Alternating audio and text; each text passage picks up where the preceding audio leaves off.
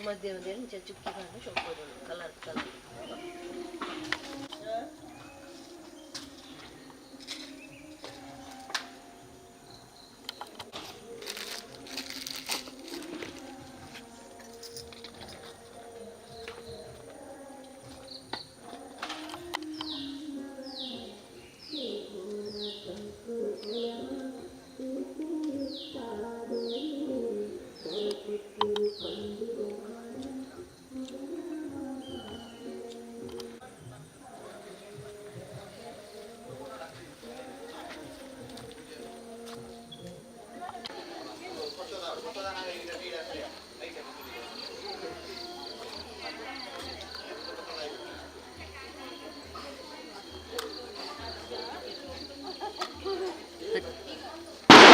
ಕೊಡು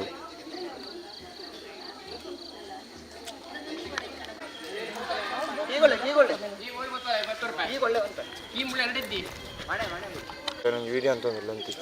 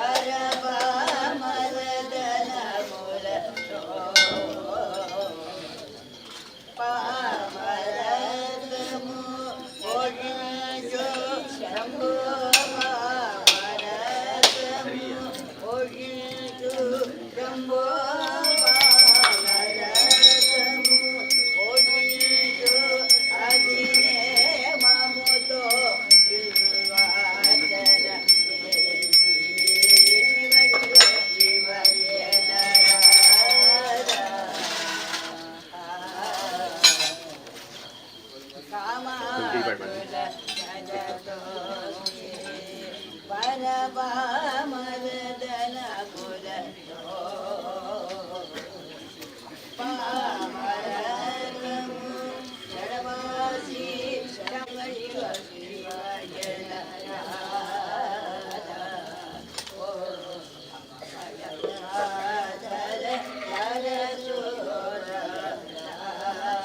ಶಿವ ಶಿವ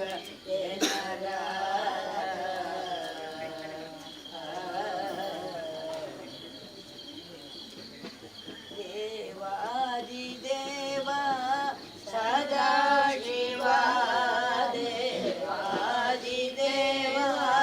ಸದಾ ಶಿವ ದೇವಾದಿದೇವ ಸದಾ ಶಿವ ದೀನನಾಥ ಸರ ಕಮಲನಯನ ದೇವಾದಿದೇವ ಸದಾ ಶಿವ ದೀನನಾಥ ಸರ ಕಮಲನಯನ ದೇವಾದಿದೇವ ದೇವೇಶ ಪಿತಾಮಹ ಭೃಂಗೇಶಾಮ ದೇವೇಶ ಪಿತಾಮಹ ಭೃಂಗೇಶಾಮ ದ್ವಿಗುಣಾಭರಣ ಗೌರಿರಾಮಣ ದ್ವಿಗುಣಾಭರಣ ಗೌರಿರಾಮಣ ದೇವಾದಿದೇವ ಸದಾ ಶಿವ ದೀನನಾಥ ಸರ ಕಮಲನಯನ ದೇವಾದಿದೇವ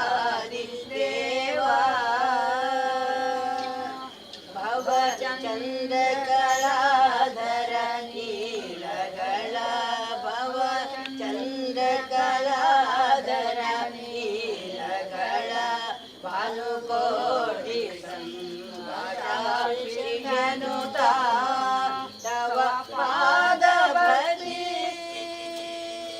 ತವ ಪಾದ ಭಕ್ತಿ ದೇಹಿ ದೀನ ಬಂಧು ತವ ಪಾದ ಭಕ್ತಿ ದೇಹಿ ದೀನ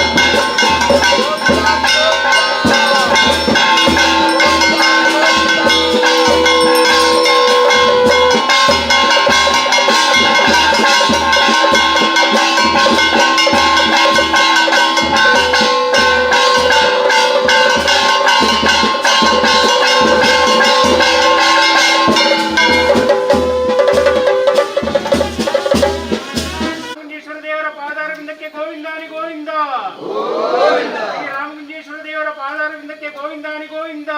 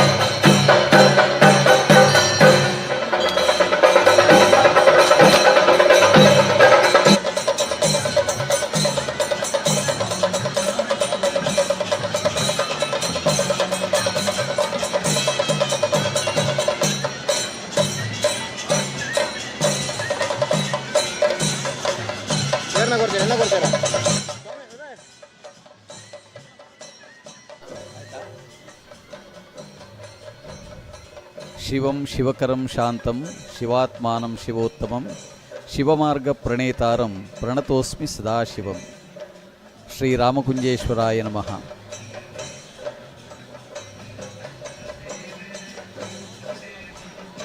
ಶ್ರೀರಾಮಕುಂಜೇಶ್ವರ ದೇವರ ವಾರ್ಷಿಕ ಜಾತ್ರಾ ಮಹೋತ್ಸವವು ನಡೀತಾ ಇದೆ. 5 ದಿನದ ಜಾತ್ರಾ ಮಹೋತ್ಸವದಲ್ಲಿ ನಾವಿಂದು 3ನೇ ದಿನದ ದರ್ಶನ ಬಲಿ ಹಾಗೂ ಸಂದರ್ಶನೋತ್ಸವದ ಮಹತ್ ಕಾರ್ಯಗಳಿಗೆ ಸಾಕ್ಷಿಗಳಾಗ್ತಾ ಇದ್ದೇವೆ. ಮಕರ ಮಾಸ ಹುಣ್ಣಿಮೆಯ ದಿನ ರಥೋತ್ಸವ ನಡೆಯುವಂತೆ 5 ದಿನಗಳ ಕಾಲದ ಶ್ರೀರಾಮಕುಂಜೇಶ್ವರ ದೇವರ ಜಾತ್ರಾ ಮಹೋತ್ಸವವು ರಾಮಕುಂಜದಲ್ಲಿ ನಡೀತದೆ. ಈ ವರ್ಷ ಜನವರಿ 22ನೇ ತಾರೀಕಿನಿಂದ ಶ್ರೀರಾಮಕುಂಜೇಶ್ವರ ದೇವರ ದೇವಸ್ಥಾನದಲ್ಲಿ ಧ್ವಜಾರೋಹಣದೊಂದಿಗೆ ಆರಂಭವಾದಂತಹ ಶ್ರೀರಾಮಕುಂಜೇಶ್ವರ ದೇವರ ಮಹೋತ್ಸವವು ನಿನ್ನೆಯ ದಿನ ಪೇಟೆ ಸವಾರಿ, ವಿವಿಧ ಪ್ರದೇಶಗಳಲ್ಲಿ ಕಟ್ಟೆ ಪೂಜೆಗಳನ್ನು ಸ್ವೀಕರಿಸಿ ಶ್ರೀರಾಮಕುಂಜೇಶ್ವರ ದೇವರು ಮತ್ತೆ ರಾಮಕುಂಜದ ದೇಗುಲಕ್ಕೆ ಮರಳಿದ್ದಾರೆ.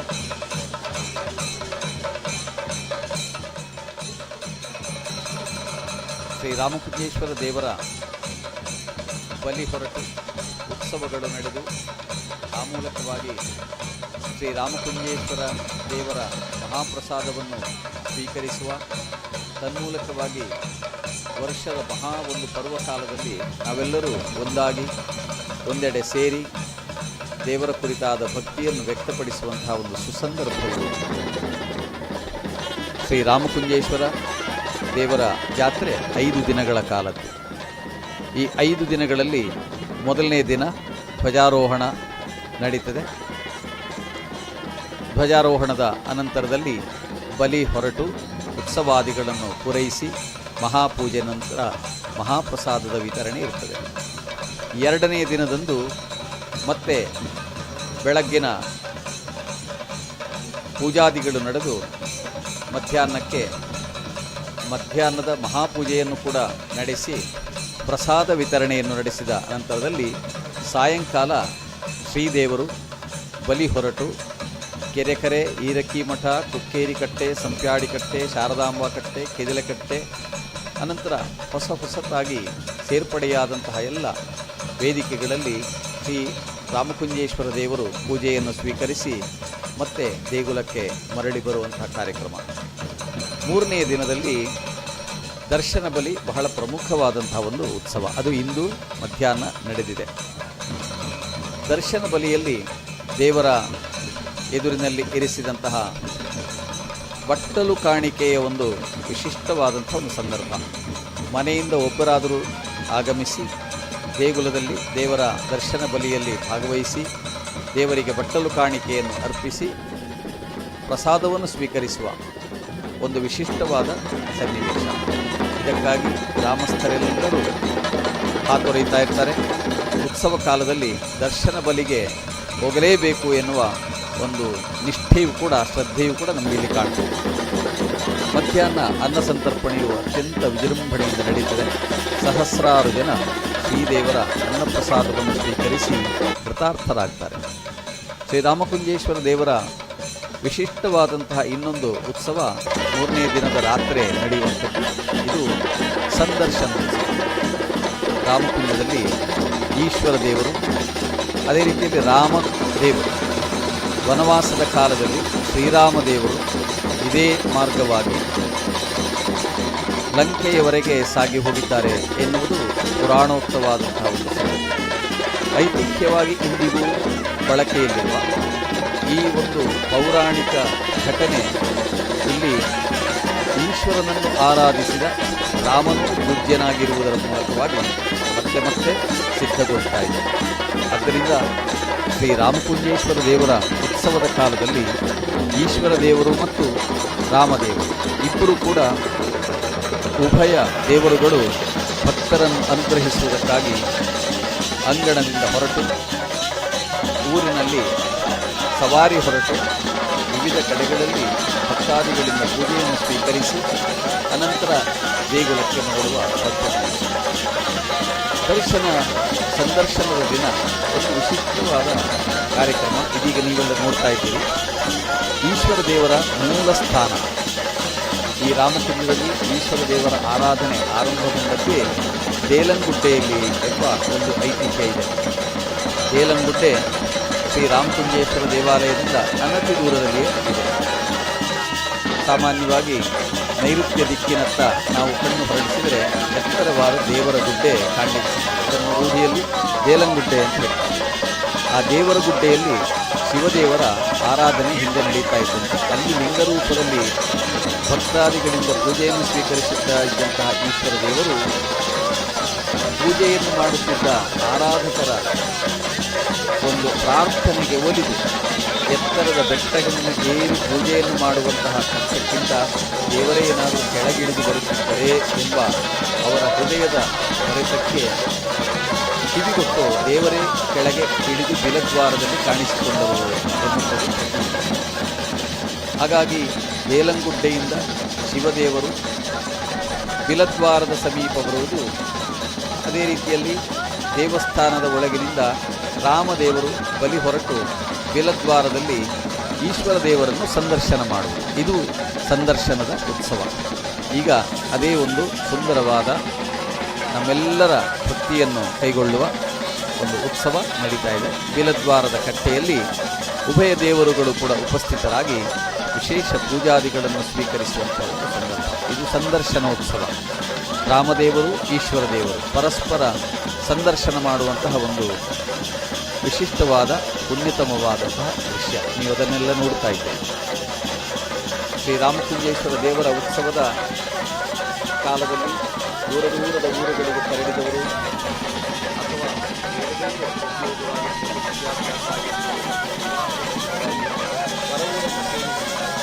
ಗ್ರಾಮಸ್ಥರಿಗೆ ಸುದ್ದಿ ಯೂಟ್ಯೂಬ್ ಚಾನೆಲ್ನ ಮೂಲಕವಾಗಿ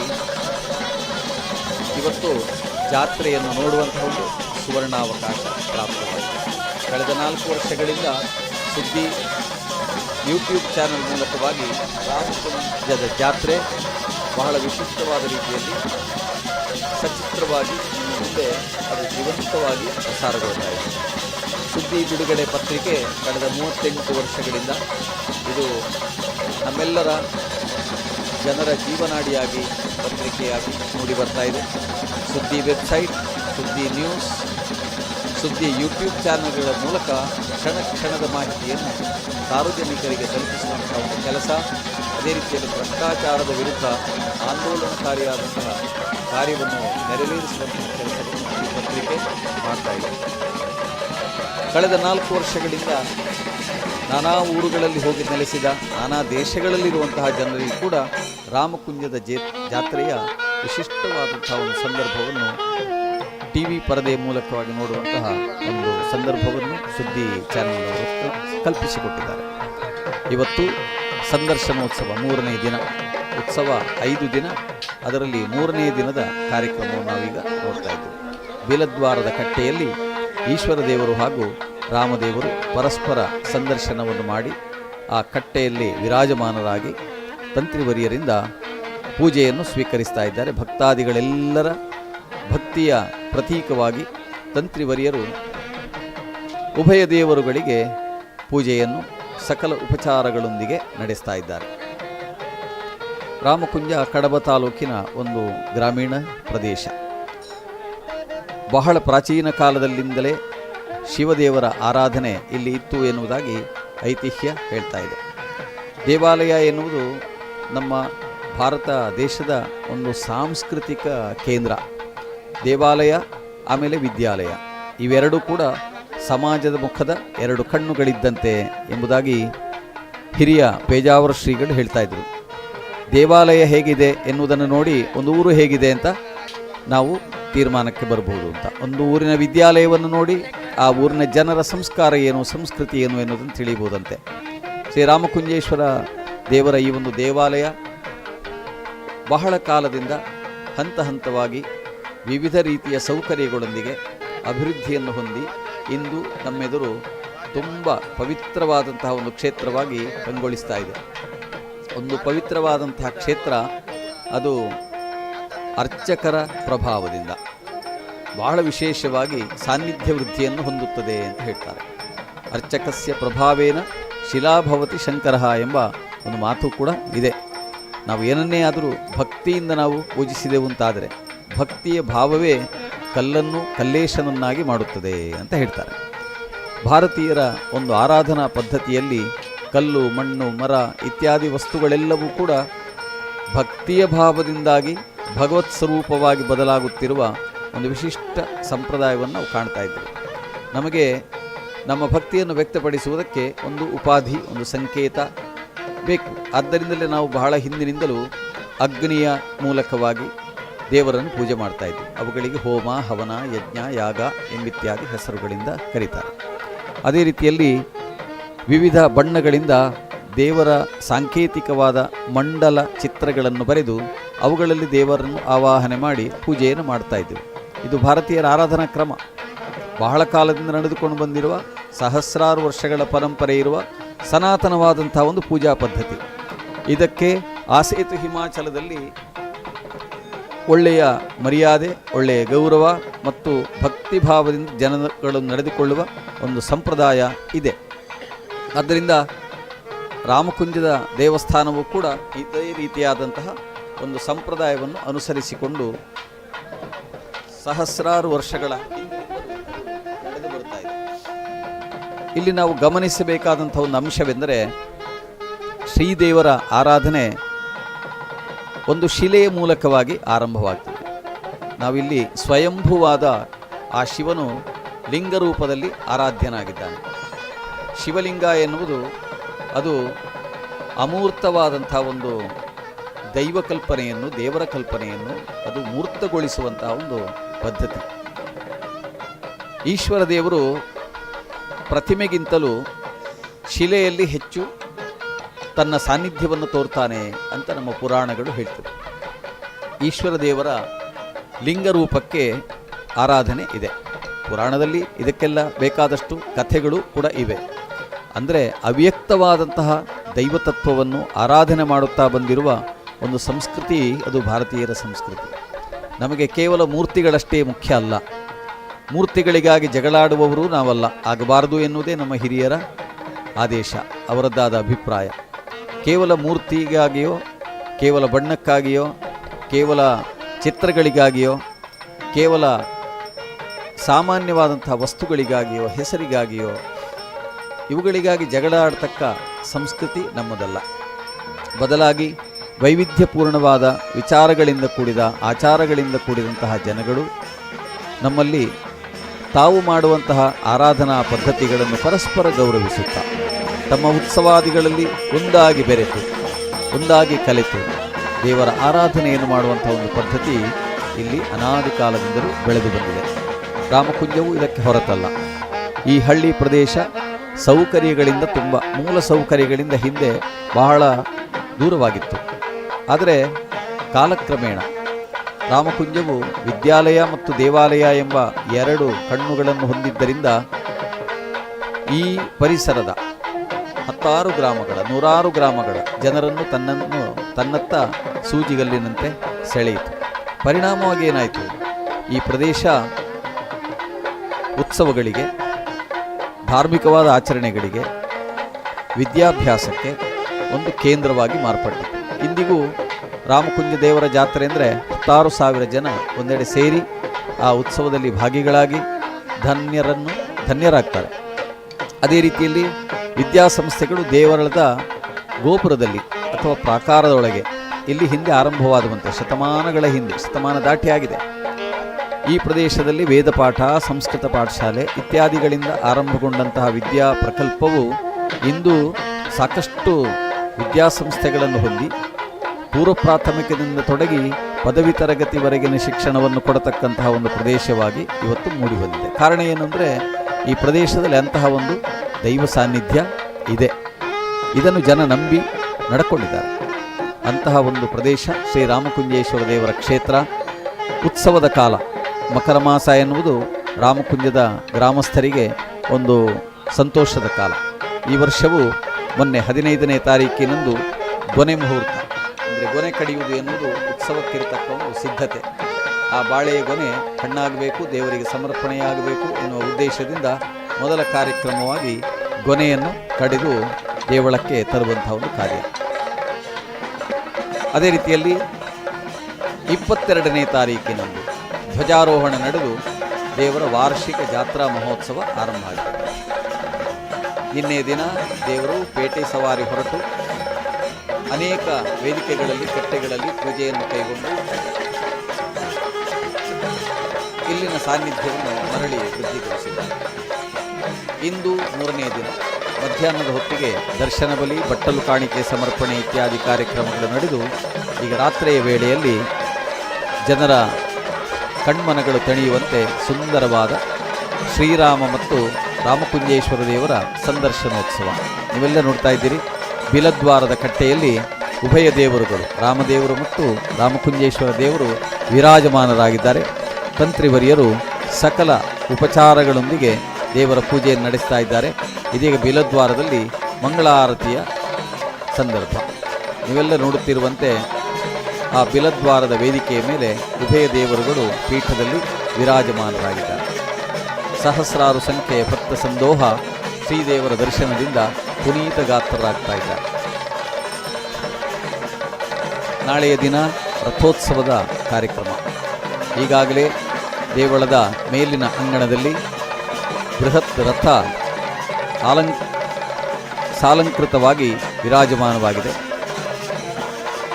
ನಾಳೆಯ ದಿನದಲ್ಲಿ ಶ್ರೀದೇವರನ್ನು ಉಭಯ ದೇವರುಗಳನ್ನು ರಥದಲ್ಲಿ ಕುಳ್ಳಿರಿಸಿ ರಥ ಬೀದಿಯಲ್ಲಿ ಆ ರಥವನ್ನು ಎಳೆಯುವ ಮೂಲಕವಾಗಿ ಭಕ್ತ ಜನ ತಮ್ಮ ಮನಸ್ಸು ಮತ್ತು ಮೈ ಕಣ್ಣುಗಳನ್ನು ಅವರು ತುಂಬಿಕೊಡ್ತಾರೆ, ಸಾರ್ಥಕ ಬದುಕನ್ನು ನಂಬಿಕೊಳ್ತಾರೆ.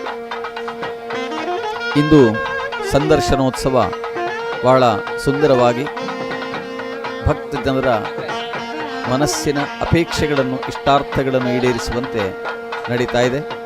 ತುಂಬ ಜನ ದೇವಳದ ಈ ಧಾರ್ಮಿಕ ವಿಧಿವಿಧಾನಗಳನ್ನು ನೋಡಿ ಸಂತೋಷಪಟ್ಟು ಮನಸ್ಸಿನಲ್ಲಿಯೇ ದೇವರನ್ನು ಸಂಪ್ರಾರ್ಥಿಸಿಕೊಂಡು ತಮ್ಮ ಇಷ್ಟಾರ್ಥಗಳನ್ನು ಈಡೇರಿಸಿಕೊಳ್ಳುವುದಕ್ಕೆ ದೇವರ ಅನುಗ್ರಹವನ್ನು ಸಂಪ್ರಾರ್ಥಿಸ್ತಾ ಇದ್ದಾರೆ. ಜೊತೆಯಲ್ಲಿ ದೇಗುಲಕ್ಕೆ ಬಂದಂತಹ ಭಕ್ತಾದಿಗಳು ಇಲ್ಲಿ ನಡೆಯುವ ಧಾರ್ಮಿಕ ಚಟುವಟಿಕೆಗಳ ಜೊತೆಗೆ ವಿವಿಧ ಬಗೆಯ ಸಾಂಸ್ಕೃತಿಕ ಕಾರ್ಯಕ್ರಮಗಳನ್ನು ಕೂಡ ನೋಡಿ ಸಂತುಷ್ಟರಾಗಲಿಕ್ಕೆ, ಈ ಉತ್ಸವ ಕಳೆಯಿರುವುದಕ್ಕೆ ಬೇಕಾಗಿ ವಿವಿಧ ಸಾಂಸ್ಕೃತಿಕ ಕಾರ್ಯಕ್ರಮಗಳನ್ನು ಕೂಡ ಇಲ್ಲಿ ಏರ್ಪಡಿಸ್ತಾ ಇದ್ದಾರೆ. ಇಂದು ವಿಶೇಷವಾಗಿ ಶ್ರೀ ರಾಮಕುಂಜೇಶ್ವರ ಮಿತ್ರವೃಂದ ಇವರ ಆಶ್ರಯದಲ್ಲಿ 32ನೇ ವರ್ಷದ ಸಾಂಸ್ಕೃತಿಕ ಕಾರ್ಯಕ್ರಮವಾಗಿ ಒಂದು ನಾಟಕ ಪ್ರದರ್ಶನ ಇದೆ. ಕಲಾಸಂಗಮ ಮಂಗಳೂರು ಇವರಿಂದ ವಿಜಯ್ ಕುಮಾರ್ ಕೊಡಿಯಾಲ್ ಬೈಲ್ ರಚಿಸಿ ನಿರ್ದೇಶಿಸಿದ ಸ್ವರಾಜ್ ಶೆಟ್ಟಿ ಅಭಿನಯಿಸುವ ವಿಭಿನ್ನ ಶೈಲಿಯ ಒಂದು ತುಳುನಾಟಕ ಶಿವದೂತೆ ಗುಳಿಗೆ ಇಂದು ಪ್ರದರ್ಶನ ಆಗಲಿಕ್ಕಿದೆ. ಸಂದರ್ಶನೋತ್ಸವ ಮುಗಿದ ಬಳಿಕ ದೇಗುಲದ ಹೊರ ಅಂಗಣದಲ್ಲಿ ಈ ವಿಶಿಷ್ಟವಾದ ಸಾಂಸ್ಕೃತಿಕ ಕಾರ್ಯಕ್ರಮ ನಡೆಯಲಿಕ್ಕಿದೆ. ನಾಳೆಯ ದಿನ ರಥೋತ್ಸವದ ಅಂಗವಾಗಿಯೂ ಕೂಡ ದೇವರ ರಥೋತ್ಸವವಾದ ಬಳಿಕ ಯಕ್ಷಗಾನ ಬಯಲಾಟ ಇದೆ. ನಾಳೆಯ ದಿನ ರಾತ್ರಿ ಗಂಟೆ 10ರಿಂದ ಬಾಚನಕೆರೆ ಶ್ರೀ ದುರ್ಗಾಪರಮೇಶ್ವರಿ ಯಕ್ಷಗಾನ ಮಂಡಳಿ ಸರಪಾಡಿ ಇವರಿಂದ ಗುಳಿಗ ಶಿವಗುಳಿಗ ಎಂಬ ಯಕ್ಷಗಾನ ಬಯಲಾಟ ನಡೆಯಲಿಕ್ಕಿದೆ. ಭಕ್ತಾದಿಗಳು ದೇಗುಲಕ್ಕೆ ಬಂದಾಗ ದೇವರ ಜಾತ್ರಾ ಮಹೋತ್ಸವದೊಂದಿಗೆ ಬಹಳ ಸುಂದರವಾದ ಮನೋಜ್ಞವಾದ ಸಾಂಸ್ಕೃತಿಕ ಕಾರ್ಯಕ್ರಮಗಳನ್ನು ಕೂಡ ನೋಡಿ ಆಸ್ವಾದಿಸಿ ಹರ್ಷದಿಂದ ಮನೆಯತ್ತ ತೆರಳುತ್ತಾರೆ. ಅದೇ ರೀತಿಯಲ್ಲಿ ದೇಗುಲದ ಹೊರಾಂಗಣದಲ್ಲಿ ವಿಶೇಷವಾದ ಸಂತೆ ಮಾರುಕಟ್ಟೆಗಳನ್ನು ನೀವು ಕಾಣ್ಬೋದು. ಜಾತ್ರೆಗೆ ಬಂದ ಮಕ್ಕಳಿಗೆ ಮತ್ತು ಎಲ್ಲರಿಗೆ ವಿವಿಧ ರೀತಿಯ ತಿಂಡಿ ತಿನಿಸು ಪಾನೀಯಗಳು ಅಲ್ಲಿ ಸಿದ್ಧವಾಗಿವೆ. ಮಕ್ಕಳಿಗೆ ಆಟದ ಸಾಮಗ್ರಿಗಳು, ಅದೇ ರೀತಿಯಲ್ಲಿ ಪ್ರಸಾಧನ ಸಾಮಗ್ರಿಗಳು, ಶೃಂಗಾರ ಸಾಮಗ್ರಿಗಳು ಅಲ್ಲಿ ವ್ಯಾಪಾರ ಆಗ್ತದೆ. ತುಂಬ ಜನ ವ್ಯಾಪಾರಸ್ಥರು ಈ ಜಾತ್ರೆಯನ್ನು ಬಳಸಿಕೊಂಡು ತಮ್ಮ ಜೀವನೋಪಾಯವನ್ನು ಕೂಡ ವೃದ್ಧಿ ಮಾಡಿಕೊಳ್ತಾರೆ. ಇಂದು ಜಾತ್ರೆಯ 3ನೇ ದಿನ. ಈ ಜಾತ್ರೆಯ 3ನೇ ದಿನದಲ್ಲಿ ಸಂದರ್ಶನೋತ್ಸವ ನಡೆದಿದೆ. ಇಂದು ನಡೆಯಬೇಕಾಗಿರುವಂತಹ ವಿವಿಧ ಪೂಜೆಗಳನ್ನು, ಕಟ್ಟೆ ಪೂಜೆಗಳನ್ನು ಕೂಡ ದೇವರು ಇವತ್ತು ಸ್ವೀಕರಿಸಲಿಕ್ಕಿದ್ದಾರೆ. ಈಗಾಗಲೇ ರಾಮದೇವರು ಮತ್ತು ಈಶ್ವರ ದೇವರು ಇವತ್ತು ಸಂದರ್ಶನವನ್ನು ಮಾಡಿ ಇವತ್ತಿನಿಂದ ಉಭಯ ದೇವರುಗಳು ಈ ಉತ್ಸವದಲ್ಲಿ ಪಾಲ್ಗೊಳ್ಳುವಂತಹ ಮತ್ತು ಜನರಿಗೆ ದರ್ಶನವನ್ನು ನೀಡತಕ್ಕಂತಹ ಒಂದು ಸುಂದರ ಸನ್ನಿವೇಶವನ್ನು ನಾವು ಕಾಣ್ತಾ ಇದ್ದೇವೆ.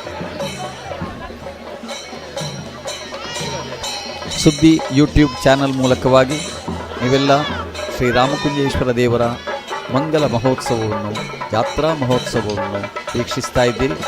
ಭಕ್ತಾದಿಗಳ ಹರ್ಷೋದ್ಗಾರಗಳೊಂದಿಗೆ, ವಿವಿಧ ವಾದ್ಯಗಳ, ಮಂಗಲ ವಾದ್ಯಗಳ ನಿನಾದದೊಂದಿಗೆ, ಪತಾಕೆ, ಧ್ವಜ,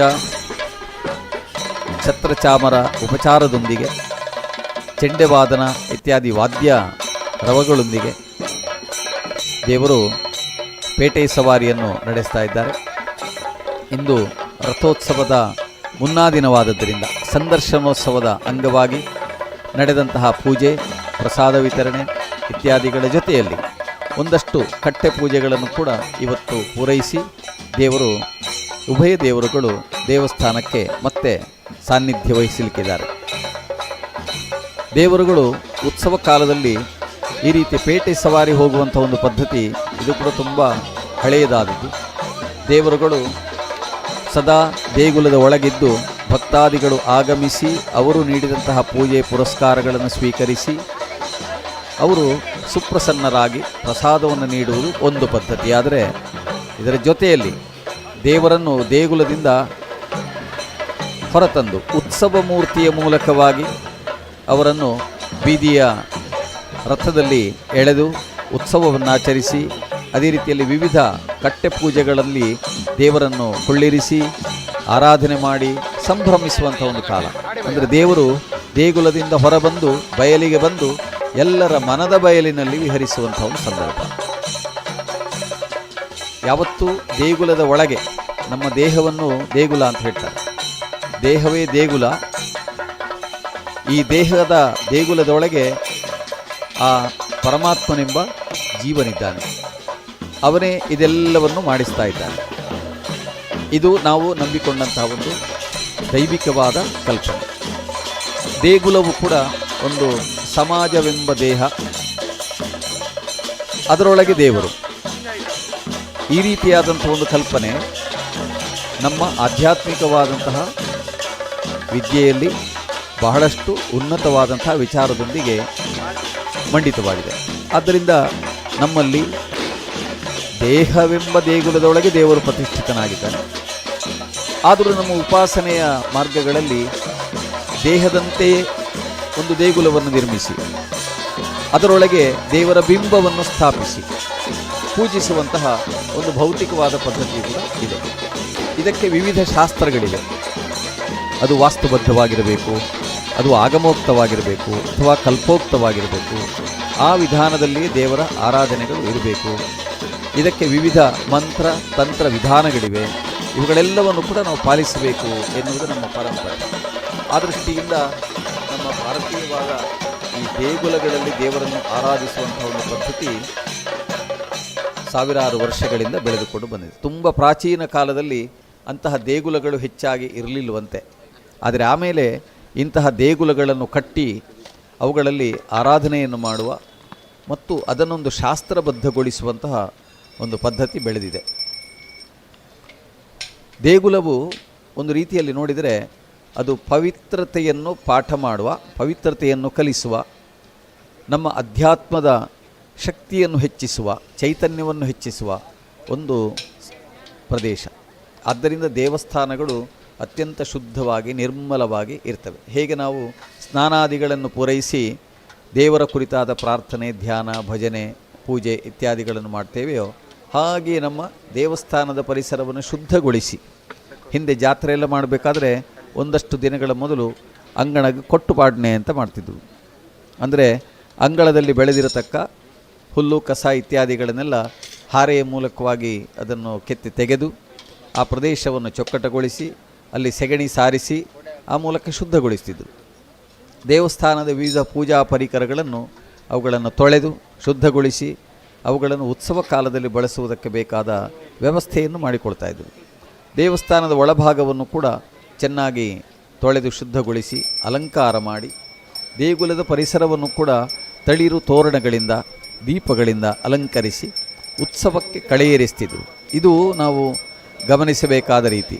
ಅಂದರೆ ಮನುಷ್ಯನ ದೇಹಕ್ಕೂ ಆ ದೇಹದೊಳಗಿರುವ ಭಗವಂತನ ಪೂಜೆಗೂ ದೇವಾಲಯಕ್ಕೂ ಮತ್ತು ದೇವಾಲಯದ ಪ್ರತಿಷ್ಠಾಪಿತವಾದಂತಹ ಮೂರ್ತಿಯ ಪೂಜೆಗೂ ದೊಡ್ಡ ವ್ಯತ್ಯಾಸ ನಮಗೇನು ಕಾಣಿಸಲಾರದು.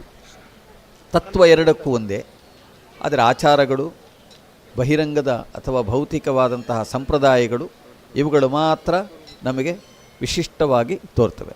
ಇವುಗಳನ್ನು ಪರಂಪರೆಯಿಂದ ನಾವು ಆಚರಿಸಿಕೊಂಡು ಬಂದದ್ದರಿಂದ ನಮಗೊಂದು ಪ್ರಯೋಜನ ಆಗಿದೆ. ಅದೇನೆಂದರೆ ನಮ್ಮ ಹಿರಿಯರು ಹಾಕಿಕೊಟ್ಟ ಹಾದಿಯನ್ನು ನಾವು ಮರೆಯದೆ ಅದನ್ನು ಅನುಸರಿಸಿಕೊಂಡು ಹೋಗುವುದರ ಮೂಲಕವಾಗಿ ನಮ್ಮ ಪರಂಪರೆ ಸನಾತನವಾಗಿದೆ. ಈ ಸನಾತನತೆ ಎನ್ನುವುದು ಅವಿನಾಶಿ ಎಂಬ ಭಾವನೆಯಿಂದ ನಾವು ಅರ್ಥೈಸಬೇಕಾದದ್ದು.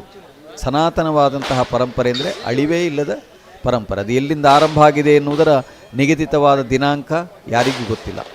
ಯಾವ ಪ್ರದೇಶದಿಂದ ಆರಂಭ ಆಗಿದೆ ಎನ್ನುವುದಕ್ಕೆ ನಿಗದಿತವಾದಂಥ ಒಂದು ಗುರುತು ಇಲ್ಲ. ಆದರೆ ಇದು ತಲೆಮಾರಿಂದ ತಲೆಮಾರಿಗೆ ಹಾದುಕೊಂಡು ಬಂದಿರುವುದರಿಂದ ಪರಂಪರಾಗತವಾದಂತಹ ಒಂದು ಪದ್ಧತಿಯಾಗಿದೆ. ಈ ಪದ್ಧತಿಯನ್ನು ನಾವು ಅನುಸರಿಸುತ್ತಿರುವುದರಿಂದಲೇ ಹಿರಿಯರ ಕುರಿತಾಗಿ ನಮಗೆ ಇಂದಿಗೂ ಕೂಡ ಒಂದಷ್ಟು ಅರಿವು ಇದೆ. ನಮ್ಮೆಲ್ಲ ಪದ್ಧತಿಗಳಲ್ಲಿ ಹಿರಿಯರನ್ನು ಆರಾಧಿಸುವ, ಆ ಪರಂಪರೆಯನ್ನು ಪೂಜಿಸುವ ಪದ್ಧತಿ ಬೆಳೆದುಕೊಂಡು ಬಂದಿದೆ. ಇವತ್ತು ನಾವು ನಮ್ಮ ದೇವರ ಜಾತ್ರಾ ವಿಶೇಷಗಳನ್ನು ಗುರುತಿಸುವಾಗ ಇಲ್ಲಿ ಹಿರಿಯರನ್ನು ಗೌರವಿಸುವ, ಹಿರಿಯರನ್ನು ಕಂಡು ಪ್ರೀತಿಯಿಂದ ಗೌರವದಿಂದ ಮಾತನಾಡಿಸುವ, ಅದೇ ರೀತಿಯಲ್ಲಿ ಹಿರಿಯರು ಅತ್ಯಂತ ವಾತ್ಸಲ್ಯದಿಂದ ನೋಡುವ, ಅವರನ್ನು ಮಾತನಾಡಿಸುವ, ಅವರೊಂದಿಗೆ ಪ್ರೀತಿಯಿಂದ ನಡೆದುಕೊಳ್ಳುವ ವಿಧಾನಗಳನ್ನು ಕಾಣ್ತಾ ಇದ್ದೇವೆ. ಮನೆಯಿಂದ ಮದುವೆಯಾಗಿ ಗಂಡನ ಮನೆಗೆ ಹೋದಂತಹ ಹೆಣ್ಣು ಮಕ್ಕಳು ತಮ್ಮ ತವರೂರಿನ ಜಾತ್ರೆ ಅಂತಂದರೆ ಬಹಳ ಸಂಭ್ರಮದಿಂದ ಮರಳಿ ತವರೂರಿಗೆ ಬರ್ತಾರೆ. ಆ ಜಾತ್ರೆಯಲ್ಲಿ ಭಾಗವಹಿಸ್ತಾರೆ. ತಮ್ಮ ಜೊತೆಗೆ ಹುಟ್ಟಿ ಬೆಳೆದ ಅನೇಕ ಮಂದಿ ಅಣ್ಣ ತಮ್ಮ ಅಕ್ಕ ತಂಗಿಯಂದಿರನ್ನು ಬಹಳ ಸಂಭ್ರಮದಿಂದ ಮಾತಾಡಿಸ್ತಾರೆ. ಅವರಿಗೆ ತವರು ಮನೆಗೆ ಬರುವುದಕ್ಕೆ ಇದೊಂದು ಒಳ್ಳೆಯ ಅವಕಾಶ. ಮತ್ತು ತವರೂರಿನ ಅನೇಕ ಮಂದಿ ಬಂಧುಗಳನ್ನು ಮಿತ್ರರನ್ನು ಕಾಣುವುದಕ್ಕೆ ಒಂದು ಸದವಕಾಶ. ದೂರದ ಊರಿಗೆ ಹೋದವರು ಅವರು ಜಾತ್ರೆಯ ಸಮಯದಲ್ಲಿ ತಾವು ಊರಲ್ಲಿರಬೇಕಿತ್ತು ಅಂತ ಎಣಿಸ್ತಾರೆ. ಅಂತಹ ಒಂದು ಮಿಲನದ, ಒಂದು ಸಮಾಜದ ಎಲ್ಲ ವ್ಯಕ್ತಿಗಳು ಒಂದು ಕಡೆ ಮಿಲನಗೊಳ್ಳತಕ್ಕಂತಹ ಒಂದು ಸುಂದರ ಅವಕಾಶ ನಮ್ಮ ಈ ಜಾತ್ರೆಗಳಲ್ಲಿದೆ. ಇದು ಕೂಡ ತುಂಬ ಹಳೆಯ ಪದ್ಧತಿ. ಒಂದು ಊರಿನ ಜಾತ್ರೆ ನಾವು ಪುರಾಣದಲ್ಲಿ, ಇತಿಹಾಸ ಕಾಲದಲ್ಲಿ ಕಾಣ್ತೇವೆ. ಒಂದು ಊರ ಜಾತ್ರೆಯಲ್ಲಿ ಊರಿನವರೆಲ್ಲ ಸೇರ್ತಾರೆ. ಪರವರಿಗೆ ಹೋದರೂ ಕೂಡ ಜಾತ್ರೆಯ ಸಮಯದಲ್ಲಿ ಬರಬೇಕು ಅಂತ ಪದ್ಧತಿ ಇದೆ. ಕೆಲವರಿಗೆ ಸಂಪ್ರದಾಯ ಗೊತ್ತಿರ್ಬೋದು. ಕೊಡಿ ಏರುವಾಗ ಅಂದರೆ ಧ್ವಜಾರೋಹಣವಾಗುವಾಗ ಒಬ್ಬ ಊರಲ್ಲಿದ್ದರೆ ಅವನು ಅವಭೃತ ಅಥವಾ ಧ್ವಜದ ಅವರೋಹಣವಾಗುವ ಕಾಲ ಅದು, ಆ ಹೊತ್ತಿನಲ್ಲಿ ಊರಿಗೆ ಮರಳಿ ಬರಬೇಕು ಅಂತ ಪದ್ಧತಿ ಇದೆ.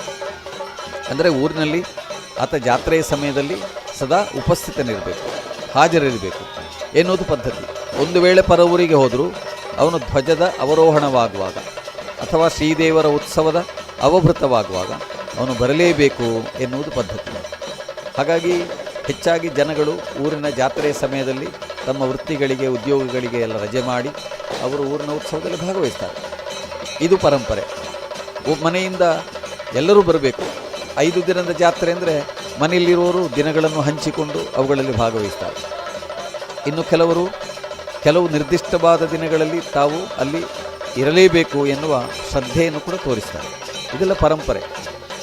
ಎಲ್ಲಿ ಪ್ರಸಾದ ತಗೊಳ್ಬೇಕು, ಹೇಗೆ ತಗೊಳ್ಬೇಕು, ಯಾರಿಗೆ ಮೊದಲು ಪ್ರಸಾದ ಕೊಡಬೇಕು, ನಮ್ಮಲ್ಲಿ ಒಂದು ಪದ್ಧತಿ ಇದೆ. ಪರ ಊರಿನಿಂದ ಬಂದವರು ಅಂತಾದರೆ ಅವರಿಗೆ ಮೊದಲು ಕರೆದು ಪ್ರಸಾದ ಕೊಡೋದು.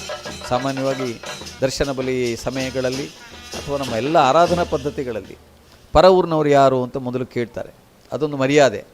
ಅನಂತರ ಊರಿನಲ್ಲಿ ಯಾರು ಹಿರಿಯರು ಅಂತ ನೋಡಿಕೊಂಡು ಅವರಿಗೆ ಕೊಡ್ತಾರೆ. ಇದು ಒಂದು ಪದ್ಧತಿ. ಇದನ್ನು ನಾವು ಪರಂಪರಾಗತವಾಗಿ ಆರಾಧನೆ ಮಾಡ್ತಾ ಅವುಗಳನ್ನು ಅನುಸರಿಸ್ತಾ ಇದ್ದೇವೆ. ಇದೆಲ್ಲ ಜಾತ್ರೆಯಿಂದ ನಮಗೆ ಸಿಕ್ಕುವ ಒಂದು ತಿಳುವಳಿಕೆ. ಹಿಂದಿನವರು ಹೇಗೆ ದೇವರನ್ನು ಆರಾಧಿಸಿಕೊಂಡು ಬಂದಿದ್ದಾರೆ ಎನ್ನುವ ಪದ್ಧತಿಯನ್ನು ಅದರ ಕಟ್ಟಲೆಯನ್ನು ಬಿಡದೆ ಆಚರಿಸ್ತಾ ಇದ್ದೇವೆ. ಸಾಕಷ್ಟು ಪರಿಷ್ಕಾರಗಳು ಹೊಸತನಗಳು ಬಂದಿರ್ಬೋದು, ಆದರೆ ಮೂಲಭೂತವಾದ ತತ್ವಗಳೆಲ್ಲ ಅವೇ. ಹಿಂದಿನವರು ಏನು ಮಾಡ್ತಾಯಿದ್ರು ಅದನ್ನೇ ನಾವು ಇವತ್ತಿಗೂ ಮಾಡ್ತಾ ಇದ್ದೇವೆ. ನೀವು ಉತ್ಸವಗಳಲ್ಲೆಲ್ಲ ಕಾಣಿರ್ಬೋದು, ಎಣ್ಣೆಯ ದೀಪಗಳನ್ನು, ದೀವಟಿಕೆಗಳನ್ನು, ಕೈ ದೀಪಗಳನ್ನು ಎಲ್ಲ ನಾವು ಕಾಣ್ತಾ ಇದ್ವಿ. ಎಷ್ಟೇ ವಿದ್ಯುತ್ ಬರಲಿ ಅಥವಾ ಇನ್ನೇನೋ ಇಂಧನಗಳು ಬರಲಿ, ನಾವು ಎಣ್ಣೆ ದೀಪಗಳನ್ನಂತೂ ಬಿಟ್ಟಿಲ್ಲ. ಅವುಗಳ ಆ ಒಂದು ಮಂದವಾದಂತಹ ಬೆಳಕು, ಸಾಂದ್ರವಾದಂತಹ ಬೆಳಕು, ಅವು ನಮಗೆ ನೀಡುವಂತಹ ಒಂದು ಗಂಭೀರತೆ ಅವುಗಳು ವಿದ್ಯುತ್ ದೀಪದಲ್ಲಿ ಇಲ್ಲವೇನೋ. ಆಧುನಿಕ ಸೌಕರ್ಯ ಅಂತ ನಾವು ಬಳಸ್ತೇವಾದರೂ ಮೂಲಭೂತವಾದ ಈ ಸಂಗತಿಗಳನ್ನು ನಾವು ಮರೆತಿಲ್ಲ, ಅವುಗಳನ್ನು ಇನ್ನೂ ಇಟ್ಟುಕೊಂಡಿದ್ದೇವೆ. ದೇವರ ಕೋಣೆಯಲ್ಲಿ ದೇವರ ಎದುರು ಬೆಳಗುವುದಕ್ಕೆ ನಮಗೆ ತುಪ್ಪದ ದೀಪ, ಎಣ್ಣೆ ದೀಪಗಳೇ ಬೇಕೇ ಬೇಕು. ಆದ್ದರಿಂದ ಕಾಲ ಬೆಳೆದಂತೆ ಅದು ತನ್ನ ಮೂಲವನ್ನು ಮರೆತಿಲ್ಲ. ನಮ್ಮ ಸಂಪ್ರದಾಯಗಳು ಹಾಗೆ, ಪರಂಪರೆಯನ್ನು ಮರೆಯದೆ ಹೊಸತನ, ಹಳೆಬೇರು ಹೊಸ ಚಿಗುರು ಕೂಡಿರಲು ಮರಸೊಬಗು ಅಂತ ಡಿ ವಿ ಗುಂಡಪ್ಪನವರು ತಮ್ಮ ಕಗ್ಗದ ಕಾವ್ಯದಲ್ಲಿ ಹೇಳ್ತಾರೆ. ಜಾತ್ರೆಗಳು ಕೂಡ ಈ ರೀತಿಯಾದ ಪರಂಪರೆಯಿಂದ ಆಗತವಾದ, ಪರಂಪರೆಯಿಂದ ಬಂದ ಅನೇಕ ಒಳ್ಳೆಯ ಅಂಶಗಳನ್ನು ಉಳಿಸಿಕೊಂಡಿವೆ. ನಮ್ಮಲ್ಲಿ ಉತ್ಸವಗಳಿಗೆ ಬರುವಾಗ ಗಂಡಸರು ಸ್ನಾನಾದಿಗಳನ್ನೆಲ್ಲ ಪೂರೈಸಿ ಬಿಳಿ ಪಂಚೆಯನ್ನುಟ್ಟು ಆಮೇಲೆ ಹೆಗಲಿಗೊಂದು ಶಲ್ಯವನ್ನು ಹಾಕಿ ಅವರು ಉತ್ಸವಗಳಲ್ಲಿ ಪಾಲ್ಗೊಳ್ತಾರೆ. ಚಪ್ಪಲಿಯನ್ನು ಅಂಗಣದಿಂದ ದೂರದಲ್ಲಿ ಎಲ್ಲೋ ಇಟ್ಟು ಅವರು ಶಿಸ್ತಿನಿಂದ ಬರಿಗಾಲಲ್ಲಿ ಯಾತ್ರೆ ಬರ್ತಾರೆ. ಈ ಯಾತ್ರೆ ಎನ್ನುವುದು ಪಾದಯಾತ್ರೆಯಾಗಬೇಕು ಅಂತ ನಮ್ಮ ಉತ್ಸವಗಳಲ್ಲೆಲ್ಲ ಬರಿಗಾಲಿನಿಂದ 10 ಹೆಜ್ಜೆಯಾದರೂ ದೇವರ ಕಡೆಗೆ ನಡೀಬೇಕು ಎನ್ನುವ ಪದ್ಧತಿ ಇದೆ. ಸಂಸ್ಕೃತದ ಯಾತ್ರಾ ಎಂಬ ಶಬ್ದ ಕನ್ನಡದಲ್ಲಿ ಜಾತ್ರೆಯಾಗಿದೆ. ಆದ್ದರಿಂದ ಜನ ತಮ್ಮ ಪಾದರಕ್ಷೆಗಳನ್ನೆಲ್ಲ ದೂರದಲ್ಲಿಟ್ಟು, ತಮ್ಮ ಆಡಂಬರದ ಯಾವುದೇ ವಾಹನವಿದ್ದರೂ ಅದನ್ನು ದೂರ ಇಟ್ಟು ಒಂದು 10 ಹೆಜ್ಜೆ, 20 ಹೆಜ್ಜೆ, 100 ಹೆಜ್ಜೆ ದೇವರೆಡೆಗೆ ಪಾದಯಾತ್ರೆ ಮಾಡ್ತಾರೆ. ಇದನ್ನು ಉತ್ಸವ ಕಾಲದಲ್ಲಿ ನಾವು ಕಾಣ್ತೇವೆ. ಇದು ವಿಶೇಷ. ಈ ಬರಿಗಾಲಿನಲ್ಲಿ ಎಂತಹ ಮಹನೀಯನೇ ಆಗಿದ್ದರೂ, ಅವನಲ್ಲಿ ಎಂತಹ ಸಂಪತ್ತಿದ್ದರೂ, ದೇವರ ಸನ್ನಿಧಾನಕ್ಕೆ ಬರುವಾಗ ಆತ ಬರಿಗಾಲಿನಲ್ಲಿ ಬರ್ತಾನೆ ಮತ್ತು ಸಾಂಪ್ರದಾಯಿಕವಾದ ವೇಷಭೂಷಣಗಳನ್ನು ಧರಿಸ್ತಾನೆ. ಇದನ್ನು ಯಾರೂ ಹೇಳಿಕೊಡಬೇಕಾಗಿಲ್ಲ, ಹಿರಿಯರನ್ನು ನೋಡಿ ನಾವು ಕಲಿತೇವೆ. ಶ್ರೀರಾಮಕುಂಜೇಶ್ವರ ದೇವರ ಜಾತ್ರೆಯಲ್ಲೂ ನೀವು ಇಂಥದೇ ಸನ್ನಿವೇಶವನ್ನು ಕಾಣ್ತೀರಿ. ದೇವರ ಪೂಜಾದಿಗಳು, ದೇವರ ಉತ್ಸವಗಳು ಇವುಗಳೆಲ್ಲವೂ ಕೂಡ ಸಾಂಪ್ರದಾಯಿಕವಾದ ವಿಧಾನದಲ್ಲಿ ನಡೀತವೆ.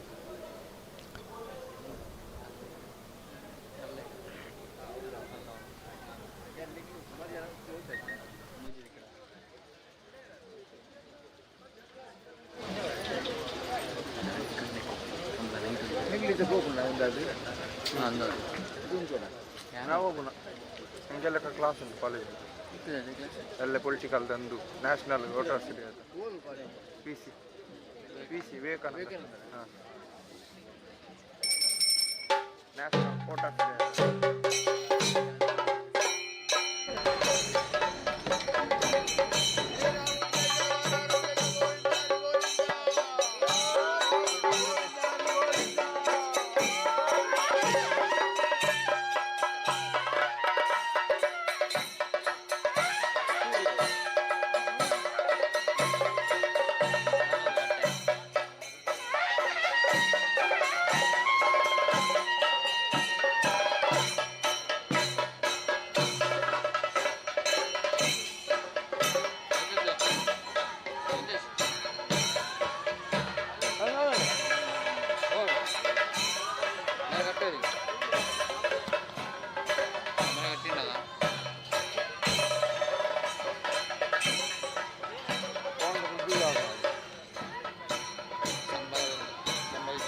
ಜನ ಪಾರ್ಟ್ನರ್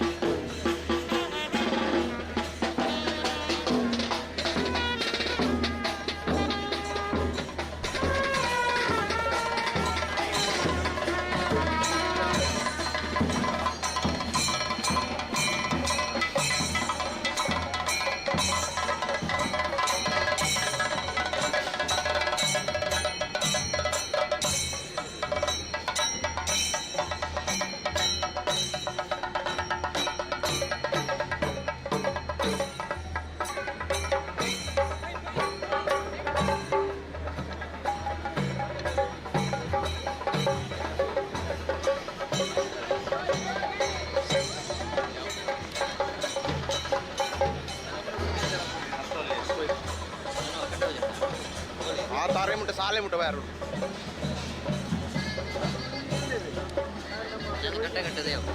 ಅವೇ ಚೂರು ಚೂರು ಇಂಚ ನಡತೊಂದು ಅಂತೆ ಕಟ್ಟೆದಂತೆ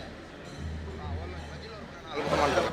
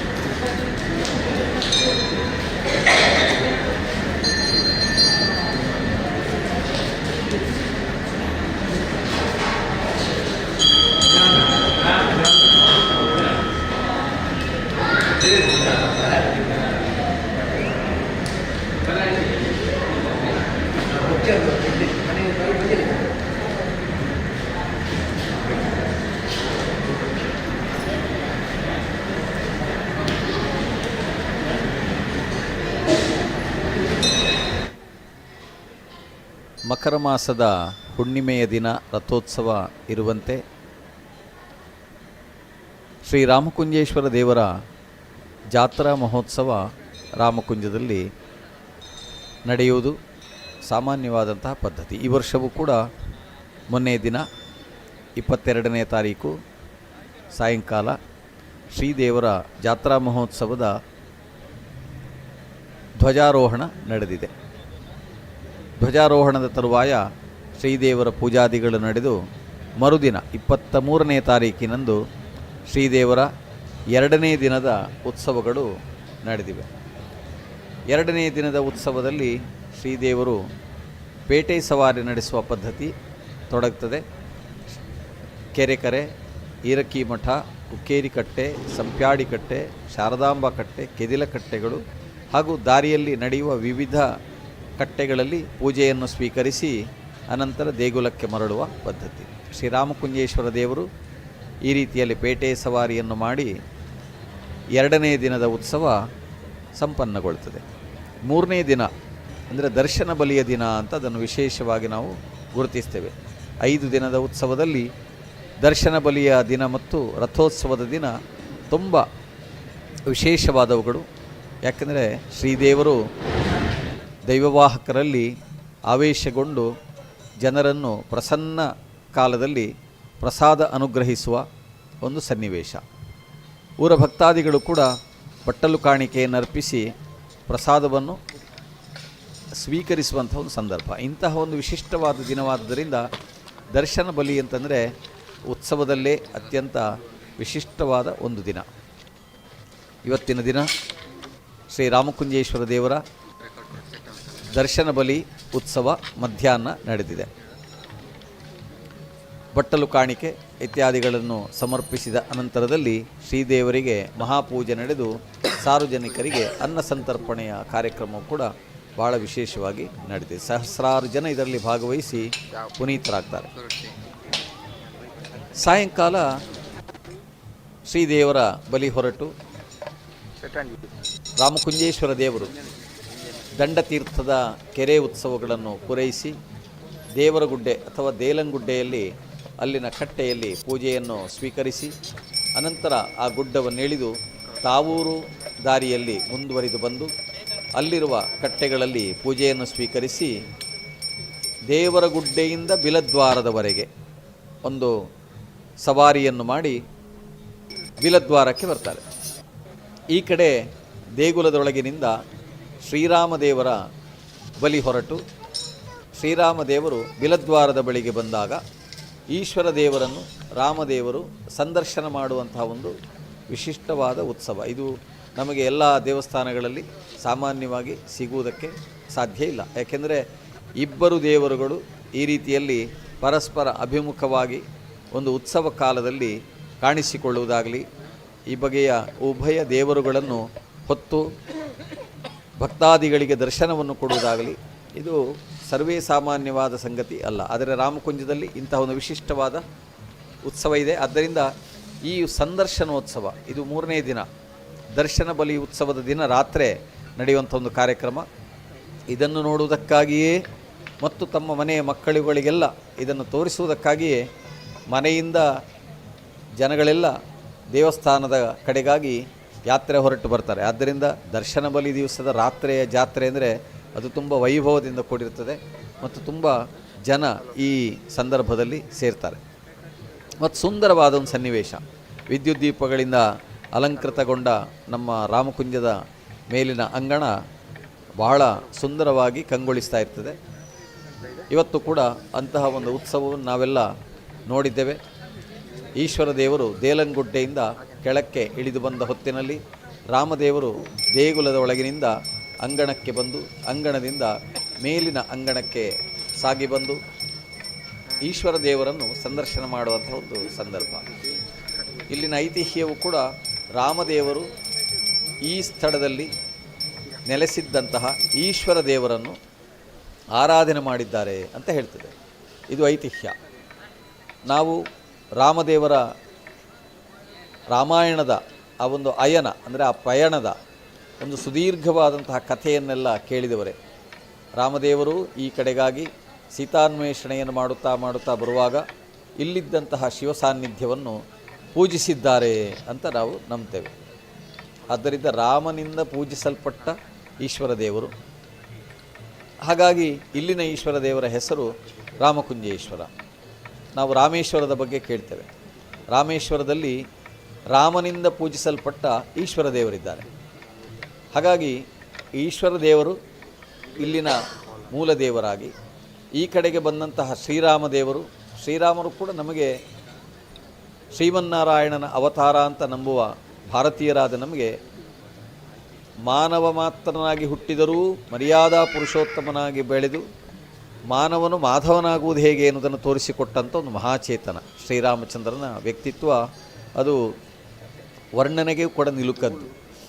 ನಾವು ಶ್ರೀರಾಮಚಂದ್ರನ ಅಯೋಧ್ಯೆಗೋಸ್ಕರವಾಗಿ ಬಹಳ ಕಾಲದಿಂದ ಪ್ರಯತ್ನಪಟ್ಟವರು, ಹೋರಾಟ ಮಾಡಿದವರು. ಅಂತೂ ಅದು ಇವತ್ತು ಸಾಕಾರಗೊಂಡಿದೆ. ಶ್ರೀರಾಮದೇವರ ಬಾಲರೂಪ ಅಯೋಧ್ಯೆಯಲ್ಲಿ ಮಂದಿರದಲ್ಲಿ ಪ್ರತಿಷ್ಠಾಪಿತವಾಗಿದೆ. ಇಂತಹ ಪ್ರತಿಷ್ಠೆಗೊಂಡಂತಹ ಆ ರಾಮ ನಮ್ಮೆಲ್ಲರ ಹೃದಯದಲ್ಲಿ ಕೂಡ ಆರಾಧ್ಯಮೂರ್ತಿಯಾಗಿದೆ. ಬಹಳ ವಿಶೇಷ ಅಂದರೆ ರಾಮಕುಂಜದ ಈ ಪ್ರದೇಶ ರಾಮ ದೇವರ ಮತ್ತು ಈಶ್ವರ ದೇವರ ಉಭಯ ದೇವರುಗಳ ಒಂದು ಸಾನ್ನಿಧ್ಯ. ನಾವು ರಾಮಕುಂಜೇಶ್ವರನನ್ನು ಬಿಡದೆ ರಾಮನನ್ನು ಕೂಡ ಜೊತೆಯಲ್ಲಿ ಪೂಜಿಸ್ತೇವೆ. ಇಲ್ಲಿ ಶೈವ ವೈಷ್ಣವ ಎಂಬ ಭೇದ ಭಾವಗಳು ಇಲ್ಲ. ಶಿವ ರಾಮ ಎಂಬ ಭೇದ ಭಾವ ಇಲ್ಲ. ಶಂಕರ ನಾರಾಯಣ ಎಂಬ ಅಂತರಗಳು ಇಲ್ಲ. ನಾವು ಶಂಕರನಾರಾಯಣ ಅಂತ ಪೂಜೆ ಮಾಡ್ತೇವೆ, ಶಿವರಾಮ ಅಂತ ಪೂಜೆ ಮಾಡ್ತೇವೆ, ರಾಮಕುಂಜೇಶ್ವರ ಅಂತ ಪೂಜೆ ಮಾಡ್ತೇವೆ. ಈ ರಾಮಕುಂಜ ಅಂತಹ ಒಂದು ವಿಶಿಷ್ಟವಾದ ಮತ ಸಮನ್ವಯದ ಒಂದು ಪ್ರದೇಶ. ಆದ್ದರಿಂದ ಈ ಪ್ರದೇಶದಲ್ಲಿರುವ ಉತ್ಸವ ಒಂದು ಬಗೆಯಲ್ಲಿ ನಮ್ಮೆಲ್ಲರ ಐಕಮತ್ಯದ ಅಂದರೆ ಏಕಾತ್ಮತೆಯ ಅಥವಾ ಒಗ್ಗಟ್ಟಿನ ಒಂದು ಸಂಕೇತ. ರಾಮಕುಂಜದ ದೇವತಾ ಆರಾಧನಾ ಪದ್ಧತಿಯು ಕೂಡ ಬಹಳ ವಿಶೇಷವಾದ. ಇಲ್ಲಿ ಶಿವನಿಗೆ ರುದ್ರಾಭಿಷೇಕ ಅತ್ಯಂತ ಪ್ರಿಯವಾದಂತಹ ಒಂದು ಉತ್ಸವ. ಅಭಿಷೇಕ ಪ್ರಿಯ ಶಿವ ಎಂಬುದಾಗಿ ನಮ್ಮ ಪರಂಪರೆ ಹೇಳ್ತದೆ. ಶಿವದೇವರನ್ನು ನಾವು ಅಭಿಷೇಕದ ಮೂಲಕವಾಗಿ ಸಂತೋಷಪಡಿಸಬಹುದು. ಇಲ್ಲಿ ರುದ್ರಾಭಿಷೇಕ, ಏಕಾದಶ ರುದ್ರಾಭಿಷೇಕ, ಶತರುದ್ರಾಭಿಷೇಕ ಇತ್ಯಾದಿ ಸೇವೆಗಳು ತುಂಬ ವಿಶೇಷ. ಸೋಮವಾರ ಶಿವದೇವರಿಗೆ ಅತ್ಯಂತ ಪ್ರಿಯವಾದ ವಾರ ಎಂಬುದಾಗಿ ಈ ಪರಿಸರದ ಜನ ನಂಬಿ ಆಚರಿಸ್ತಾರೆ. ಸೋಮವಾರ ದಿನ ಬಿಡುವು ಮಾಡಿಕೊಂಡು ದೇಗುಲಕ್ಕೆ ಬಂದು ಶ್ರೀದೇವರಿಗೆ ಅಭಿಷೇಕದ ಸೇವೆಗಳನ್ನು ಮಾಡಿ ಇತರ ಸೇವೆಗಳನ್ನು ಕೂಡ ಪೂರೈಸಿ ಪ್ರಸಾದವನ್ನು ಪಡೆದು ಹಿಂತಿರುತ್ತಾರೆ. ಅಂದರೆ ರಾಮಕುಂಜ ಅಂದರೆ ಸೋಮವಾರ ಅಂದರೆ ಶಿವ ಅಂದರೆ ರುದ್ರಾಭಿಷೇಕ. ಈ ರೀತಿಯಾದಂಥ ಒಂದು ಆರಾಧನಾ ಪದ್ಧತಿ ಮತ್ತು ಆಚರಣೆಯಲ್ಲಿ ನಮಗೊಂದು ಶ್ರದ್ಧೆ ಇರ್ತದೆ. ಇಂಥ ದಿನ ದೇವರಲ್ಲಿ ಹೋದರೆ ನಮ್ಗೆ ಒಳ್ಳೆಯದಾಗ್ತದೆ. ದೇವರಿಗೆ ಇಂಥ ಸೇವೆಯನ್ನು ಮಾಡುವುದರ ಮೂಲಕವಾಗಿ ದೇವರು ನಾವು ಸಂತೃಪ್ತನಾಗ್ತಾನೆ, ನಮ್ಮನ್ನು ಹರಿಸ್ತಾನೆ, ನಮ್ಮ ಕಾರ್ಯಗಳಿಗೆಲ್ಲ ಅವನ ಒಂದು ಅನುಗ್ರಹ ವಿಶೇಷ ಪ್ರಾಪ್ತಿಯಾಗ್ತದೆ ಎಂಬುದು ನಮ್ಮ ನಂಬಿಕೆ. ಈ ನಂಬಿಕೆಯೇ ನಮ್ಮ ಆಚರಣೆಗೆ ಬೇರು, ತಾಯಿ ಬೇರು ಇದ್ದ ಹಾಗೆ. ನಂಬಿಕೆ ಇಲ್ಲದಿದ್ದರೆ ಆಚರಣೆಗಳು ಗಟ್ಟಿಗೊಳ್ಳುವುದಿಲ್ಲ. ಆಚರಣೆಯಲ್ಲಿ ಶ್ರದ್ಧೆ ಬರುವುದೇ ನಂಬಿಕೆಯ ಮೂಲಕವಾಗಿ. ಆದ್ದರಿಂದ ರಾಮಕುಂಜದ ಈ ಒಂದು ದೇಗುಲದ ವೈಶಿಷ್ಟ್ಯ ನಮ್ಮೆಲ್ಲರ ಮತಭೇದಗಳನ್ನು ಅಳಿಸಿ ಹಾಕಿ ಒಮ್ಮತದಿಂದ ಒಟ್ಟು ಸೇರಿ ಈ ದೇಗುಲದ ಅಂಗಣದಲ್ಲಿ ದೇವರ ಸಾನ್ನಿಧ್ಯದಲ್ಲಿ ನಾವು ದೇವತಾ ಸಂಪ್ರಾರ್ಥನೆಯನ್ನು ಮಾಡ್ತೇವೆ. ಉತ್ಸವ ಕಾಲಗಳು ಕೂಡ ಇದರ ಒಂದು ವಿಶಿಷ್ಟವಾದ ರೂಪಗಳು. ಹಾಗೆ ಇಲ್ಲಿ ಮಕರ ಮಾಸದಲ್ಲಿ ಉತ್ಸವವನ್ನು, ಬೇಸಿಗೆ ಬರಬೇಕು, ಚಳಿಗಾಲ ಅದರ ಕೊನೆಯ ಹಂತದಲ್ಲಿರ್ತದೆ. ಅಂದರೆ ಶಿಶಿರ ಹೇಮಂತ ಋತುಗಳು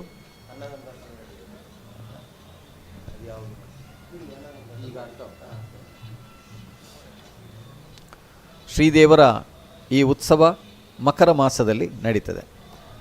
ಇಲ್ಲಿನ ಉತ್ಸವದಲ್ಲಿ ಇನ್ನೂ ಒಂದು ವಿಶೇಷ ಅಂದರೆ ಅನ್ನ ಸಂತರ್ಪಣೆ.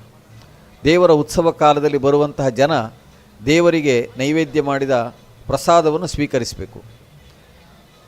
ಆ ಪ್ರಸಾದವನ್ನು ವಿತರಣೆ ಮಾಡುವ ಒಂದು ವ್ಯವಸ್ಥೆಯನ್ನು ದೇವಸ್ಥಾನದ ಆಡಳಿತ ವರ್ಗದವರು ತುಂಬ ಕಾಳಜಿಯಿಂದ ಮಾಡ್ತಾರೆ. ದೇವಸ್ಥಾನದ ಜಾತ್ರೆಯಲ್ಲಿ ಅನ್ನಪ್ರಸಾದವನ್ನು ಸ್ವೀಕರಿಸಿ ತೆರಳುವುದು ಒಂದು ವಿಶೇಷ ಸಾರ್ಥಕತೆಯ ಭಾವನೆಯನ್ನು ಉಂಟು ಮಾಡ್ತದೆ. ನೋಡಿ, ಇವತ್ತು ಕೂಡ ದರ್ಶನ ಬಲಿಯ ದಿವಸ ಸಹಸ್ರಾರು ಜನ ಅನ್ನಪ್ರಸಾದವನ್ನು ಸ್ವೀಕರಿಸಿ ಕೃತಾರ್ಥತೆಯಿಂದ ತೆರಳಿದ್ದಾರೆ. ಇವತ್ತು ಸಂದರ್ಶನೋತ್ಸವದ ಸಂದರ್ಭದಲ್ಲಿಯೂ ವಿಶೇಷವಾದ ಅನ್ನಪ್ರಸಾದದ ವಿತರಣೆ ನಡೀತದೆ.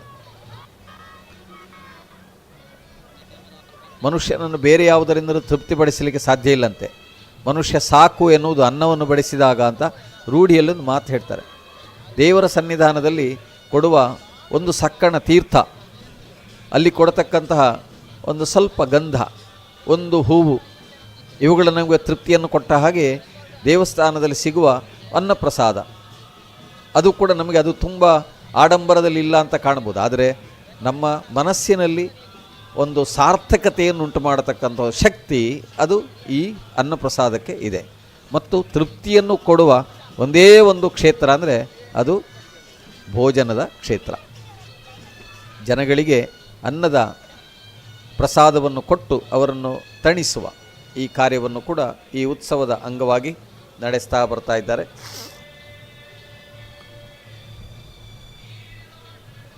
ನಮ್ಮ ಶ್ರೀರಾಮಕುಂಜೇಶ್ವರ ದೇವಾಲಯ ಒಂದು ಗಜಪೃಷ್ಠಾಕೃತಿಯಲ್ಲಿರುವ ವಿಶಿಷ್ಟವಾದಂಥ ಒಂದು ಆಲಯ. ಈಗ ಅಲ್ಲಿ ಪ್ರಧಾನವಾದಂತಹ ದೇವರ ಗುಡಿ ಅದು ಮಣ್ಣಿನ ಗೋಡೆಯದ್ದು. ಕೇಳಿದರೆ ಜನಗಳಿಗೆ ಆಶ್ಚರ್ಯ ಆಗ್ಬೋದು. ಆ ರೀತಿಯಾದಂಥ ಒಂದು ಸುಂದರವಾದ ಆಕೃತಿಯನ್ನು ತುಂಬ ದಶಕಗಳ ಹಿಂದೆ ಇಲ್ಲಿನ ಜನ ಕಟ್ಟಿದ್ದಾರೆ. ಮೇಲಿಂದ ಚಾವಣಿಗೆ ತಾಮ್ರದ ತಗಡನ್ನು ಹೊದಿಸಿದ್ದಾರೆ. ಒಳಗೆ ಕಾಷ್ಠದಿಂದ ಅಥವಾ ಕಟ್ಟಿಗೆ ಅಥವಾ ಮರದಿಂದ ಮಾಡಿದಂತಹ ಅದರ ಮುಚ್ಚಿಗೆಯ ಭಾಗಗಳು ಇವೆ. ಈ ಒಂದು ಪ್ರದೇಶ ಬಹಳ ಹಿಂದಿನ ಕಾಲದಿಂದಲೂ ಒಂದು ಕುಂಜ ಆಗಿ, ಕುಂಜ ಅಂದರೆ ಕುರುಚಲು ಕಾಡು ಇದ್ದಂತಹ ಪ್ರದೇಶ, ಅದು ರಮಣೀಯವಾಗಿದ್ದರಿಂದ ಮತ್ತು ರಾಮದೇವರಿದ್ದದ್ದರಿಂದ ಇಲ್ಲಿಗೆ ಈ ಪ್ರದೇಶಕ್ಕೆ ರಾಮ ಕುಂಜ ಎಂಬುದಾಗಿ ಹೆಸರಿಟ್ಟಿದ್ದಾರೆ. ಊರವರೇ ಇಟ್ಟ ಹೆಸರು.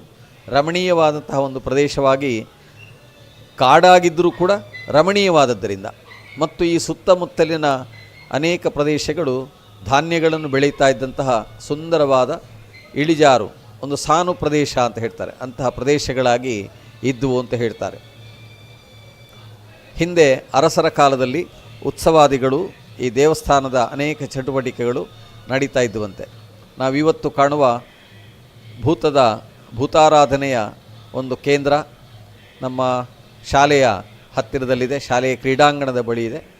ಆ ಪ್ರದೇಶ ಅದು ಹಿಂದೆ ಈ ದೇವಳದ ಆಡಳಿತದ ಹೊಣೆಯನ್ನು ಹೊತ್ತಂತಹ ಅರಸರು ಬಂದು ಜಾತ್ರೆಯ ಸಂದರ್ಭದಲ್ಲಿ ವಸತಿ ಮಾಡ್ತಾ ಇದ್ದಂಥ ಪ್ರದೇಶ ಅಂತೆ. ಮತ್ತು ಜಾತ್ರೆ ಮುಕ್ತಾಯ ಆದ ನಂತರ ಜಾತ್ರೆಯಲ್ಲಿ ಸೇವೆ ಮಾಡಿದಂತಹ ಎಲ್ಲ ಸೇವಾಕರ್ತರಿಗೆ ಬಟವಾಡೆಯನ್ನು ಮಾಡತಕ್ಕಂಥ ಒಂದು ಪ್ರದೇಶ ಅಂತ ಹೇಳ್ತಾರೆ. ಸ್ವಲ್ಪ ಒಂದು ದಿಬ್ಬದಾಗಿ, ಸಣ್ಣ ಗುಡ್ಡದಾಗಿದೆ ಅದು. ನಮ್ಮ ಪದವಿ ಪೂರ್ವ ಕಾಲೇಜಿನ ಬಳಿ ಇರತಕ್ಕಂಥ ಒಂದು ಸಣ್ಣ ಒಂದು ದಿಬ್ಬದಂಥ ಒಂದು ರಚನೆ. ಅಲ್ಲೀಗ ಭೂತಗಳ ಚಾವಡಿಯನ್ನೆಲ್ಲ ಕಟ್ಟಿದ್ದಾರೆ. ಇಂಥ ಒಂದು ಪ್ರದೇಶ ಇದು. ಇಲ್ಲಿ ಬಹಳ ಹಳೆಯ ಕಾಲದಿಂದಲೂ ಆಗಲೇ ನಾವು ನೋಡಿದ ಹಾಗೆ ಇರುವ ಸನಾತನವಾದಂತಹ ಪದ್ಧತಿಯಲ್ಲಿ ವಿದ್ಯೆಯ ಪ್ರಸಾದ, ಅದೇ ರೀತಿಯಲ್ಲಿ ದೇವರ ಪೂಜಾ ಪ್ರಸಾದ, ಇದೆರಡನ್ನೂ ಕೂಡ ಇಲ್ಲಿ ನೀಡ್ತಾಯಿದ್ರು.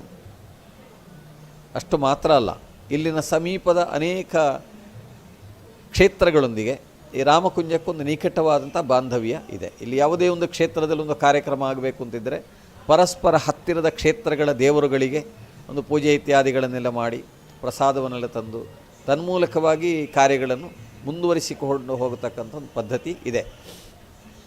ಹಾಗೆ ರಾಮಕುಂಜ ಪರಿಸರದಲ್ಲಿ ನಾವು ಹತ್ತಿರದಲ್ಲೇ ಶ್ರೀ ಶರವೂರು ದುರ್ಗಾಪರಮೇಶ್ವರಿ ಅಮ್ಮನವರ ಒಂದು ದೇವಸ್ಥಾನವನ್ನು ಕಾಣ್ತೇವೆ. ಶರವೂರಿನ ದುರ್ಗಾಪರಮೇಶ್ವರಿ ದೇವರ ಸನ್ನಿಧಿ ಅದು ಒಂದು ಸೀಮೆಯ ದೇವಸ್ಥಾನ ಅಂತ ಪ್ರತೀತಿ. ದುರ್ಗಾಪರಮೇಶ್ವರಿಯ ಆರಾಧನೆಯನ್ನು ಮಾಡತಕ್ಕಂಥ ದೇವಸ್ಥಾನ ನಮ್ಮ ಬಹಳ ಹತ್ತಿರದಲ್ಲೇ ಇದೆ.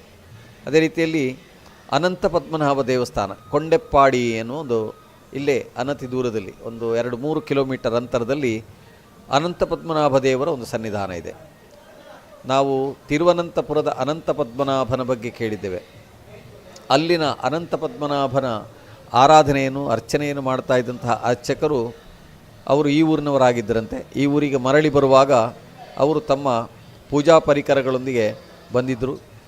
ಅವರು ಬಂದು ಈ ಪ್ರದೇಶದಲ್ಲಿ ನೆಲೆಯಾದಂತಹ ಒಂದು ಸಂದರ್ಭ. ನೆಲೆಯಾಗುವುದಕ್ಕೇನು ಕಾರಣಗಳು ಎನ್ನುವುದು ಇವತ್ತು ಗುಪ್ತವಾಗಿಯೇ ಇದೆ. ಆದರೆ ಆ ದೇವರ ಅರ್ಚಕರು ಈ ಪ್ರದೇಶದಲ್ಲಿ ಒಂದಷ್ಟು ಕಾಲ ನೆಲೆ ನಿಂತ ಕಾರಣ ಈ ಪ್ರದೇಶದಲ್ಲಿ ಪೂಜೆಯನ್ನು ಕೈಗೊಂಡು ಅದು ಒಂದು ಕೊಂಡೆಯಂತಹ ರಚನೆ. ಆ ಪ್ರದೇಶ ಸುತ್ತಲೂ ಗುಡ್ಡಗಳಿವೆ, ನಡುವೆ ತಗ್ಗಾಗಿದೆ. ಮಳೆಗಾಲದಲ್ಲಂತೂ ಒಸರು ಹರಿದು ಹೋಗತಕ್ಕಂಥ ಒಂದು ಪ್ರದೇಶ, ಒಸರು ನೀರು ಜಿನುಗುತ್ತಿರುವಂಥ ಒಂದು ಪ್ರದೇಶ. ಅಂತಹ ಕೊಂಡೆಯ ಒಂದು ಅಗಲವಾದ ವಿಸ್ತಾರವಾದ ಪ್ರದೇಶ, ಅದನ್ನು ಕೊಂಡೆಪ್ಪಾಡಿ ಅಂತ ಹೇಳ್ತಾರೆ. ಇನ್ನು ಕೆಲವರು ಅವರು ತಾವು ತಂದಂತಹ ಕೊಡೆಯನ್ನು ಹಿಂದಿನವರೆಲ್ಲ ಬರುವಾಗ ಈ ಆತಪತ್ರ ಅಂತ ಹೇಳ್ತಾರೆ, ಕೊಡೆಯನ್ನು ಹಿಡಿದುಕೊಂಡು ಬರ್ತಿದ್ದರು. ಈ ಅರ್ಚಕರು ಕೂಡ ಕೊಡೆಯನ್ನು ಹಿಡಿದುಕೊಂಡೇ ಬಂದಿದ್ದರು. ಕೊಡೆಯನ್ನು ಕೆಳಗಿಟ್ಟು ಆಮೇಲೆ ಅವರಿಗೆ ತೆಗಿಲಿಕ್ಕೆ ಆಗಲಿಲ್ಲಂತೆ, ಹಾಗಾಗಿ ತಂದ ಕೊಡೆ ಅಂತಲೂ ಹಾಗೂ ಕೆಲವರು ಹೇಳ್ತಾರೆ. ಆದ್ದರಿಂದ ತಂದ ಕೊಡೆ ಕೊಂಡೆಪಾಡಿಯಾಗಿದೆ ಅಂತ.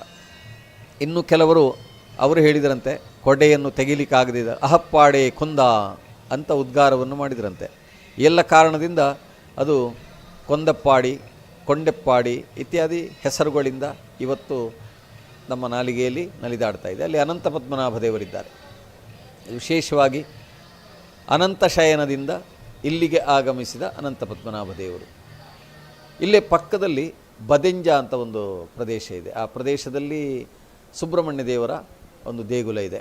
ರಾಮಕುಂಜಕ್ಕೆ ಅನತಿ ದೂರದಲ್ಲಿದೆ. ಬಹುಶಃ 1.5 ಕಿಲೋಮೀಟರ್ 2 ಕಿಲೋಮೀಟರ್ ಒಳಗೆ ಬದಂಜೆಯ ಸುಬ್ರಹ್ಮಣ್ಯ ದೇವರಿದ್ದಾರೆ. ಬದೆಂಜ ಎನ್ನುವುದು ತುಂಬ ದೂರದ ಊರೇನಲ್ಲ. ಅಲ್ಲಿಯೂ ಕೂಡ ಸ್ವಲ್ಪ ಅರಣ್ಯದ ಮಧ್ಯಭಾಗದಲ್ಲಿ ಇದ್ದಂತಹ ಒಂದು ಸುಬ್ರಹ್ಮಣ್ಯನ ಗುಡಿ. ಆ ಸುಬ್ರಹ್ಮಣ್ಯನ ಗುಡಿಗೂ ಈ ರಾಮಕುಂಜದ ದೇವಸ್ಥಾನಕ್ಕೂ ಒಂದು ಬಗೆಯ ಸಂಬಂಧ, ಒಂದು ದೈವಿಕವಾದ ಸಂಬಂಧ. ಅದೇ ರೀತಿಯಲ್ಲಿ ಕುಕ್ಕೆ ಸುಬ್ರಹ್ಮಣ್ಯಕ್ಕೆ ತುಂಬ ಸಮೀಪದಲ್ಲಿರುವ ಕೇವಲ ಒಂದು 40 ಕಿಲೋಮೀಟರ್ಗಳ ರಸ್ತೆ ದೂರವನ್ನು ನಾವು ಹೇಳ್ಬೋದು. ಅಂತಹ ಒಂದು ಪ್ರದೇಶ ಕುಕ್ಕೆ ಸುಬ್ರಹ್ಮಣ್ಯ. ಭಾಳ ಹಿಂದಿನಿಂದಲೂ ಕಾಲ್ನಡಿಗೆಯಲ್ಲಿ ಕುಕ್ಕೆ ಸುಬ್ರಹ್ಮಣ್ಯಕ್ಕೆ ಇಲ್ಲಿನ ಜನ ಮತ್ತು ಪರವೂರಿನ ಜನ ನಡೆದು ಹೋಗ್ತಾ ಇದ್ದಂಥ ಒಂದು ದಾರಿ. ಅಂತಹ ಒಂದು ದಾರಿಯ ಸಮೀಪದಲ್ಲಿಯೇ ರಾಮಕುಂಜದ ಊರು. ರಾಮಕುಂಜದ ದೇವರ ಆರಾಧನೆ ಮಾಡುತ್ತಲೇ ಮುಂದಕ್ಕೆ ಕುಕ್ಕೆ ಸುಬ್ರಹ್ಮಣ್ಯಕ್ಕೆ ಹೋಗಬೇಕಾದಂಥ ಒಂದು ಅವಕಾಶ ಹಿಂದಿನವರಿಗೆ ಇತ್ತು. ಇದೆಲ್ಲ ಪರಿಸರದಲ್ಲಿರತಕ್ಕಂತಹ ವಿವಿಧ ದೇಗುಲಗಳು, ದೇವಸ್ಥಾನಗಳು ನಮಗೆ ಯಾವುದು ಮೇಲಲ್ಲ, ಯಾವುದು ಕೀಳಲ್ಲ. ಆದರೆ ಈ ದೇವಸ್ಥಾನಗಳ ಒಳಗಿನ ಸಂಬಂಧಗಳು ಇವುಗಳೇ ತುಂಬ ಸ್ವಾರಸ್ಯ. ಇವುಗಳನ್ನು ನಾವು ಬಹಳ ಭಕ್ತಿಯಿಂದ ಶ್ರದ್ಧೆಯಿಂದ ಕಾಣ್ತೇವೆ. ನಮಗೆ ದೇವಸ್ಥಾನಗಳು ಪವಿತ್ರವಾಗಿರುವುದು ನಮ್ಮ ನಂಬಿಕೆ ಆಚರಣೆಗಳ ಆಧಾರದಲ್ಲಿ. ಹಾಗೆ ರಾಮಕುಂಜದ ಈ ಒಂದು ದೇವಸ್ಥಾನವು ಕೂಡ ತುಂಬ ಹಿಂದಿನಿಂದಲೂ ಅಭಿವೃದ್ಧಿಯನ್ನು ಕಾಣುತ್ತಾ ಬಂದಿದೆ. ಬೀಲದ್ವಾರದಲ್ಲಿ ಕಾಣಿಸಿಕೊಂಡಂತಹ ದೇವರು ಇಲ್ಲಿನ ಭಕ್ತಾದಿಗಳಿಗೆ ಗೋಚರನಾಗಿ ತಾನು ಇದೇ ಪ್ರದೇಶದಲ್ಲಿ ನೆಲೆಯಾಗುವುದಾಗಿ ಅನುಗ್ರಹ ಮಾಡಿದಾಗ ಈ ಪ್ರದೇಶದ ಜನರು ಶಿವನಿಗೆ ಒಂದು ಗುಡಿಯನ್ನು ಕಟ್ಟಿದ್ರಂತೆ. ಈಗ ಇರುವ ಪ್ರದೇಶದಿಂದ ಸ್ವಲ್ಪ ಮೇಲೆ ಇತ್ತು ಅಂತ ಹಿಂದಿನವರು ಹೇಳುವುದನ್ನು ನಾನು ಕೇಳಿದ್ದೇನೆ. ಈಗಂತೂ ಆ ಅಂಗಣ ಪ್ರದೇಶದಿಂದ ಕೆಳಗಿನ ಅಂಗಣಕ್ಕೆ ದೇವರು ಇಳಿದಿದ್ದಾರೆ. ಈ ಪ್ರದೇಶಕ್ಕೆ ಬಿಲ್ವವನ ಅಂತ ಒಂದು ಹೆಸರಿತ್ತಂತೆ. ಅಂದರೆ ಬಿಲ್ವದ ವೃಕ್ಷಗಳು ಇಲ್ಲಿ ಬೆಳೆದಿದ್ದ ಕಾರಣ ಇದು ಶಿವನ ಸಾನ್ನಿಧ್ಯಕ್ಕೆ ಯೋಗ್ಯವಾದದ್ದು ಅಂತ ಜನ ಹೇಳ್ತಾಯಿದ್ರು. ಹಾಗಾಗಿ ಬಿಲ್ವವನ ಅಂತರ್ಗತನಾದಂತಹ ಈಶ್ವರ ರಾಮಕುಂಜೇಶ್ವರ. ಇಂತಹ ಒಂದು ಸುಂದರವಾದ ಈ ಪ್ರದೇಶ, ಇಲ್ಲಿ ಶ್ರೀದೇವರ ಸಾನ್ನಿಧ್ಯ, ರಾಮಕುಂಜೇಶ್ವರ ದೇವರ ಸಾನ್ನಿಧ್ಯ, ಅದೇ ರೀತಿಯಲ್ಲಿ ಶ್ರೀರಾಮಚಂದ್ರ ದೇವರ ಸಾನ್ನಿಧ್ಯ. ಅದರ ಜೊತೆಯಲ್ಲಿ ನೀವು ಅಂಗಣದಲ್ಲಿ ಗಮನಿಸಿದರೆ ಪರಿವಾರ ದೇವತೆಗಳೆಲ್ಲರ ಸಾನ್ನಿಧ್ಯವು ಕೂಡ ಉಂಟು. ಅದು ಎಲ್ಲ ದೇಗುಲಗಳಲ್ಲಿಯೂ ಕೂಡ ದೇವರುಗಳಿಗೆ ಸಂಬಂಧಪಟ್ಟ ಪರಿವಾರ ದೇವತೆಗಳು ಅಂತ ಇರ್ತಾರೆ. ನಾವು ಬಲಿ ಅಂತಂದರೆ ಅವುಗಳಿಗೆ ಮಾಡುವ ಸಮರ್ಪಣೆ. ನೀವು ಉತ್ಸವ ಕಾಲದಲ್ಲಿ ಅಲ್ಲಿ ಅಕ್ಕಿ ಕಾಳು, ಅಕ್ಷತೆ, ಅದೇ ರೀತಿಯಲ್ಲಿ ಪತ್ರಗಳನ್ನು ದೇವರಿಗೆ ಮತ್ತು ಜಲ, ಇದು 3 ವಿಧದ ಅರ್ಚನೆಯನ್ನು ಆ ಪರಿವಾರ ದೇವತೆಗಳಿಗೆ ಮಾಡುವುದನ್ನು ಗಮನಿಸಬಹುದು. ಅದಕ್ಕೆ ಬಲಿ ಅಂತ ಹೇಳ್ತಾರೆ. ಬಲಿ ಅಂದರೆ ಸಮರ್ಪಣೆ. ನಾವೀಗ ರೂಢಿಯಲ್ಲಿ ಬಲಿ ಅಂದರೆ ಸುತ್ತು ಬರುವುದು ಅಂತ ಹೇಳ್ತಾರೆ.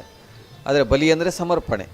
ಉತ್ಸವ ಕಾಲದಲ್ಲಿ ವಿಶೇಷವಾಗಿ ಈ ಪರಿವಾರ ದೇವತೆಗಳಿಗೆಲ್ಲ ಸಮರ್ಪಣೆ ಇರ್ತದೆ, ಅದನ್ನು ಮಾಡ್ತಾರೆ. ನಮ್ಮಲ್ಲಿ ಸಾಮಾನ್ಯವಾಗಿ ಪತ್ತನಾಜೆಗೆ ಉತ್ಸವ ನಿಲ್ತದೆ, ದೀಪಾವಳಿಯ ಹೊತ್ತಿಗೆ ಉತ್ಸವಗಳು ಆರಂಭ ಆಗ್ತವೆ.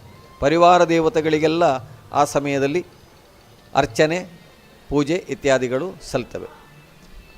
ರಾಮಕುಂಜದ ಈ ದೇಗುಲದ ಸುತ್ತ ನಮ್ಮ ಹೊರಾಂಗಣದಲ್ಲಿ ಈ ಪರಿವಾರದ ದೇವತೆಗಳೆಲ್ಲ ನೆಲೆಸಿದ್ದಾರೆ. ಅದೇ ರೀತಿಯಲ್ಲಿ ನೈಋತ್ಯ ಮೂಲೆಯನ್ನು ನಾವು ಗಮನಿಸಿದರೆ ಅಲ್ಲಿ 2 ದೇವರ ಸಾನ್ನಿಧ್ಯಗಳಿವೆ. ಒಂದು ಶಾಸ್ತಾರ, ಕ್ಷೇತ್ರವನ್ನು ರಕ್ಷಣೆ ಮಾಡತಕ್ಕ ಒಂದು ದೈವಶಕ್ತಿ, ಅಂತಹ ಶಾಸ್ತಾರನ ಸಾನ್ನಿಧ್ಯವನ್ನು ಕಾಣ್ತೇವೆ. ಅನಂತರ ಇನ್ನೂ ಸ್ವಲ್ಪ ನೈಋತ್ಯದ ಕಡೆಗಾಗಿ ನೋಡಿದರೆ ಅಲ್ಲಿ ನಾಗದೇವರ ಸಾನ್ನಿಧ್ಯವು ಕೂಡ ಇದೆ.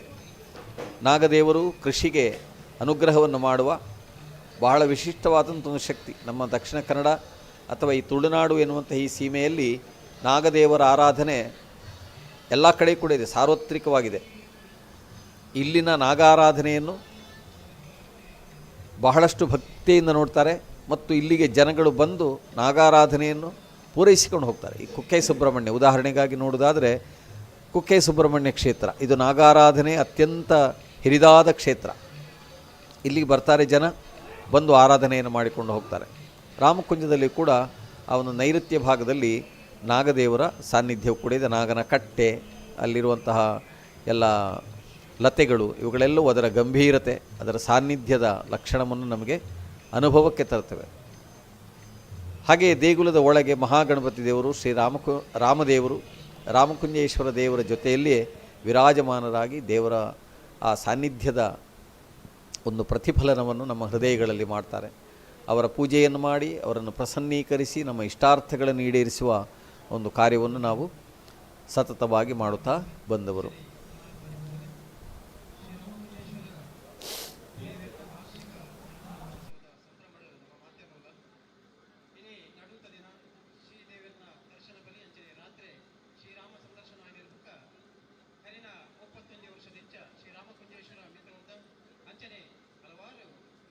ಸಹಕಾರದ ಮುಖಾಂತರ ಇದೊಂದು ವೇದಿಕೆಯಲ್ಲಿ ಅಂಚನೆ ನಮ್ಮ ಈ ವೇದಿಕೆಡೆ ಡ್ಯಾನ್ಸ್ ಆದೀಪು ಅದರ ಆರ್ಕೆಸ್ಟ್ರಾ ಆದೀಪು ತುಳು ನಾಟಕಗಳು ಅಂಚನೆ ಬೇತೆ ಬೇತೆ ಕಾರ್ಯಕ್ರಮ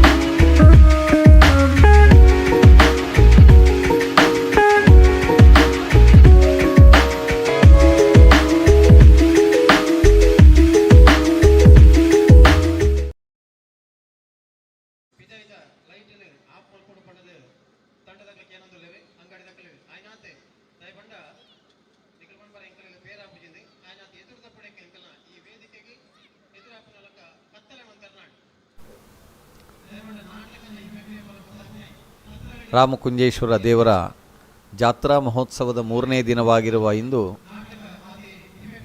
ಶ್ರೀರಾಮದೇವರು ಹಾಗೂ ಶ್ರೀರಾಮಕುಂಜೇಶ್ವರ ದೇವರ ಸಂದರ್ಶನೋತ್ಸವ ನಡೆದಿದೆ.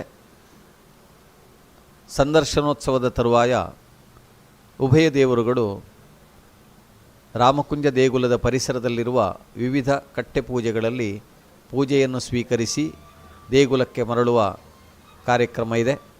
ಈಗಾಗಲೇ ಬಿಲದ್ವಾರದಲ್ಲಿ ಸಂದರ್ಶನೋತ್ಸವದ ಪೂಜೆಯನ್ನು ಸ್ವೀಕರಿಸಿಕೊಂಡು ಅನಂತರ ಶ್ರೀರಾಮಕುಂಜೇಶ್ವರ ವಿದ್ಯಾಸಂಸ್ಥೆಗಳ ಪರಿಸರದಲ್ಲಿರುವ ವಿವಿಧ ಕಟ್ಟೆಪೂಜೆಗಳನ್ನು ಸ್ವೀಕರಿಸುವುದಕ್ಕಾಗಿ ಉಭಯ ದೇವರುಗಳು ಕೂಡ ಭಕ್ತಾದಿಗಳ ಜೊತೆಯಲ್ಲಿ ಸಾಗಿ ಹೋಗಿದ್ದಾರೆ. ಆ ಪೂಜಾ ಪ್ರಸಾದಗಳನ್ನು ವಿತರಿಸಿ ಅನಂತರದಲ್ಲಿ ಮತ್ತೆ ದೇಗುಲದ ಒಳಾಂಗಣದಲ್ಲಿ ಬಲಿ ಉತ್ಸವಗಳು ನಡೆದು ಇವತ್ತಿನ ಜಾತ್ರಾ ಕಾರ್ಯಕ್ರಮ ಸಂಪನ್ನಗೊಳ್ಳಲಿಕ್ಕಿದೆ. ನಾಳೆಯ ದಿನ ಶ್ರೀದೇವರ ರಥೋತ್ಸವ ನಡೆಯಬೇಕಾಗಿದೆ. ಜಾತ್ರೆಯಲ್ಲಿ ಬಹಳ ಮುಖ್ಯವಾದಂತಹ ಇನ್ನೊಂದು ದಿನ ಮಕರ ಹುಣ್ಣಿಮೆಯ ಶ್ರೀರಾಮಕುಂಜೇಶ್ವರ ದೇವರ ತೇರಿನ ಉತ್ಸವ. ತೇರನೆಳೆಯುವ ಬನ್ನಿ ಅಂತ ದೇವಸ್ಥಾನದ ಆಡಳಿತ ವ್ಯವಸ್ಥೆಯವರು ಊರವರನ್ನೆಲ್ಲ ಆಹ್ವಾನಿಸಿ ಈ ಜಾತ್ರೆಯ ಮಹೋತ್ಸವವನ್ನು ವಿಶೇಷವಾಗಿ ನಡೆಸ್ತಾ ಇದ್ದಾರೆ. ಊರ ಭಕ್ತಾದಿಗಳ ಒಗ್ಗೂಡುವಿಕೆಯಿಂದ ಒಗ್ಗಟ್ಟಿನ ಸೇವಾ ಮನೋಭಾವದ ಕೈಂಕರ್ಯಗಳಿಂದಾಗಿ ಈ ಕಾರ್ಯಕ್ರಮ ಅತ್ಯಂತ ಯಶಸ್ವಿಯಾಗಿ ನಡೀತಾ ಇದೆ. ಜಾತ್ರೆಯ 3ನೇ ದಿನ ಇಂದು ಸಂದರ್ಶನೋತ್ಸವದ ಒಂದು ವಿಶಿಷ್ಟವಾದ ಸಂದರ್ಭವನ್ನು ನಾವು ನೋಡಿದ್ದೇವೆ. ರಾಮ ಮತ್ತು ಈಶ್ವರ ಇಬ್ಬರು ದೇವರುಗಳ ಆರಾಧನೆ ರಾಮಕೊಂಜದ ದೇವಸ್ಥಾನದ ಒಂದು ವಿಶೇಷತೆ. ಅಂತಹ ಉತ್ಸವವನ್ನು ಕೂಡ ನಾವು ವೀಕ್ಷಿಸಿದ್ದೇವೆ. ವೀಕ್ಷಿಸುವುದಕ್ಕೆ ಅನುಕೂಲತೆಯನ್ನು ಒದಗಿಸಿಕೊಟ್ಟವರು ಸುದ್ದಿ ಯೂಟ್ಯೂಬ್ ಚಾನಲ್ನವರು. ಸುದ್ದಿ ಯೂಟ್ಯೂಬ್ ಚಾನಲ್ ಎನ್ನುವುದು ಇತ್ತೀಚೆಗಿನದ್ದಾದರೂ ಸುದ್ದಿ ಎನ್ನುವುದು ಒಂದು ಪತ್ರಿಕೆಯಾಗಿ ಮೂಡಿಬಂದದ್ದು 38 ವರ್ಷಗಳ ಹಿಂದೆ. UP ಶಿವಾನಂದ ಇವರ ಒಂದು ವಿಶೇಷ ಆಸಕ್ತಿಯಿಂದಾಗಿ 2 ಪುಟದ ಪತ್ರಿಕೆಯಾಗಿ ಆರಂಭವಾದ ಒಂದು ಸುದ್ದಿ ಪತ್ರಿಕೆ ಊರ ನಾಡಿ ಮಿಡಿತವನ್ನು ತೋರಿಸಿಕೊಡುವ, ಸ್ಥಳೀಯ ಸುದ್ದಿಗಳನ್ನು ಪ್ರಚುರಗೊಳಿಸುವ ಒಂದು ವಿಶಿಷ್ಟವಾದ ಪತ್ರಿಕೆಯಾಗಿ, ಜನಸಾಮಾನ್ಯರ ಪತ್ರಿಕೆಯಾಗಿ ಬೆಳೆದು ಬಂದು ಇಂದು ಜಾಗತಿಕ ಮಟ್ಟದಲ್ಲಿ ತಾನು ಮಾಹಿತಿಯನ್ನು, ಸುದ್ದಿಯನ್ನು ಪ್ರಸಾರ ಮಾಡುವ ಮತ್ತು ವಿವಿಧ ವಿಷಯಗಳಿಗೆ ದನಿಯಾಗುವ, ವಿವಿಧ ಆಂದೋಲನಗಳನ್ನು ಮುನ್ನಡೆಸುವ ಮಟ್ಟಕ್ಕೆ ಬೆಳೆದಿರುವುದು ಇದು ನಿಜ. ಸುದ್ದಿ ಬಿಡುಗಡೆ ದಿನಪತ್ರಿಕೆ ಸುಳ್ಯ ಹಾಗೂ ಪುತ್ತೂರಿನಲ್ಲಿ ಅದು ದಿನಪತ್ರಿಕೆಯಾಗಿದೆ. ಬೆಳ್ತಂಗಡಿಯಲ್ಲಿ ವಾರಪತ್ರಿಕೆಯಾಗಿ ಕೂಡ ಅದು ಮುನ್ನಡೆಯುತ್ತಾ ಇದೆ. ಪತ್ರಿಕೆಯಲ್ಲಿ ಸ್ಥಳೀಯ ಸುದ್ದಿಗಳನ್ನು ವಿತರಣೆ ಮಾಡುವುದರ ಜೊತೆಗೆ ಸುದ್ದಿ ವೆಬ್ಸೈಟ್, ಸುದ್ದಿ ನ್ಯೂಸ್, ಯೂಟ್ಯೂಬ್ ಚಾನಲ್ಗಳ ಮೂಲಕ ಕೂಡ ಕ್ಷಣದ ಸುದ್ದಿಯನ್ನು ಜನಗಳು ತಿಳಿದುಕೊಳ್ಳುವ ಹಾಗೆ ಮಾಡುವ ಒಂದು ಕೆಲಸವನ್ನು ಸುದ್ದಿ ಪತ್ರಿಕೆ ಮಾಡ್ತಾಯಿದೆ. ರಾಮಕುಂಜೇಶ್ವರ ದೇವರ ಉತ್ಸವ ಕಾಲದಲ್ಲಿ ಕೂಡ ದೇಗುಲದ ಉತ್ಸವದ ಒಂದು ಸಂದರ್ಭವನ್ನು ಜನ ಕಣ್ತುಂಬಿಕೊಳ್ಳುವ ಹಾಗೆ ಒಂದು ವ್ಯವಸ್ಥೆಯನ್ನು ಅವರಲ್ಲಿ ನಡೆಸ್ತಾ ಇದ್ದಾರೆ. ಇದಕ್ಕೆ ಅನೇಕ ಜನರ ಪ್ರೋತ್ಸಾಹ ಬೇಕು. ಆ ಪ್ರೋತ್ಸಾಹವೇ ಅವರನ್ನು ಈ ಕಾರ್ಯಕ್ರಮ ಮಾಡುವುದರಲ್ಲಿ ಮುನ್ನಡೆಸ್ತದೆ. ಅಂತಹ ಪ್ರೋತ್ಸಾಹವು ಕೂಡ ಜಾಹೀರಾತುದಾರರ ಮೂಲಕವಾಗಿ ಸಿಗ್ತದೆ. ಸ್ಥಳೀಯವಾಗಿರುವ ಅನೇಕ ಸಂಘ ಸಂಸ್ಥೆಗಳು, ವ್ಯಕ್ತಿಗಳು, ದಾನಿಗಳು, ಅದೇ ರೀತಿಯಲ್ಲಿ ಉದ್ಯಮಿಗಳು, ಉದ್ಯೋಗಸ್ಥರು ಈ ಒಂದು ದೇವಸ್ಥಾನದ ಜಾತ್ರಾ ಪ್ರಸಾರವನ್ನು ಅದನ್ನು ಸಾರ್ಥಕಗೊಳಿಸುವುದಕ್ಕೆ ಸಹಕಾರವನ್ನು ನೀಡ್ತಾ ಇದ್ದಾರೆ. ಶ್ರೀದೇವರ ಜಾತ್ರೆಯ ಮಹೋತ್ಸವದ 4ನೇ ದಿವಸ ರಥೋತ್ಸವ. ಆ ರಥೋತ್ಸವದ ಸಂದರ್ಭವನ್ನು ನಾಳೆಯ ದಿನ ನೀವೆಲ್ಲ ಕಣ್ತುಂಬಿಸಿಕೊಳ್ಳಲಿಕ್ಕಿದ್ದೀರಿ. ರಥೋತ್ಸವದ ಅನಂತರದಲ್ಲಿ ಬಾಚಕೆರೆ ಮೇಳದವರಿಂದ ಒಂದು ಯಕ್ಷಗಾನ ಬಯಲಾಟ ಕೂಡ ಇಲ್ಲಿ ನಡೀಲಿಕ್ಕಿದೆ. 5ನೇ ದಿನ ಶ್ರೀದೇವರ ಆರಾಟ ಅಂತ ಹೇಳ್ತಾರೆ. ಅವಭೃತ ಸ್ನಾನಕ್ಕಾಗಿ ಶ್ರೀದೇವರು ತೆರಳುವಂತಹ ಒಂದು ಸಂದರ್ಭ. ಇಂತಹ ಒಂದು ವಿಶಿಷ್ಟವಾದ 5 ದಿನಗಳ ಉತ್ಸವ. ಈ ಉತ್ಸವದ ತರುವಾಯ ಅನಂತರ ಸ್ಥಳದಲ್ಲಿ ವಾಸವಾಗಿರುವ ಬೇರೆ ಬೇರೆ ದೈವಗಳಿಗೆ ನೇಮವನ್ನು ಕೊಡುವಂತಹ ಕಾರ್ಯಕ್ರಮ ಕೂಡ ಇದೆ.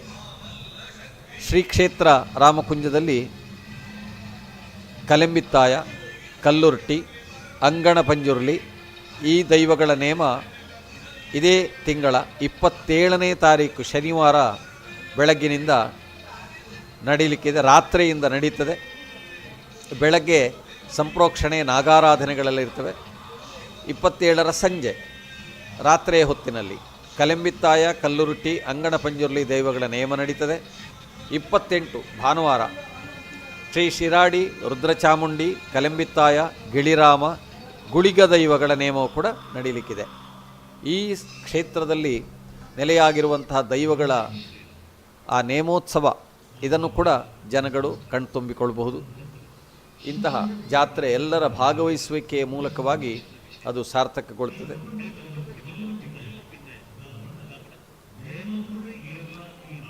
ಈ ಒಂದು ಜಾತ್ರಾ ಮಹೋತ್ಸವವನ್ನು ವೀಕ್ಷಿಸ್ತಾ ಇರುವ ಎಲ್ಲ ರಾಮಕುಂಜದ ಈ ಕ್ಷೇತ್ರದ ಭಕ್ತಾದಿಗಳಿಗೆ ದೇವರ ಅನುಗ್ರಹವನ್ನು ಬೇಡುತ್ತಾ ಇದ್ದೇವೆ.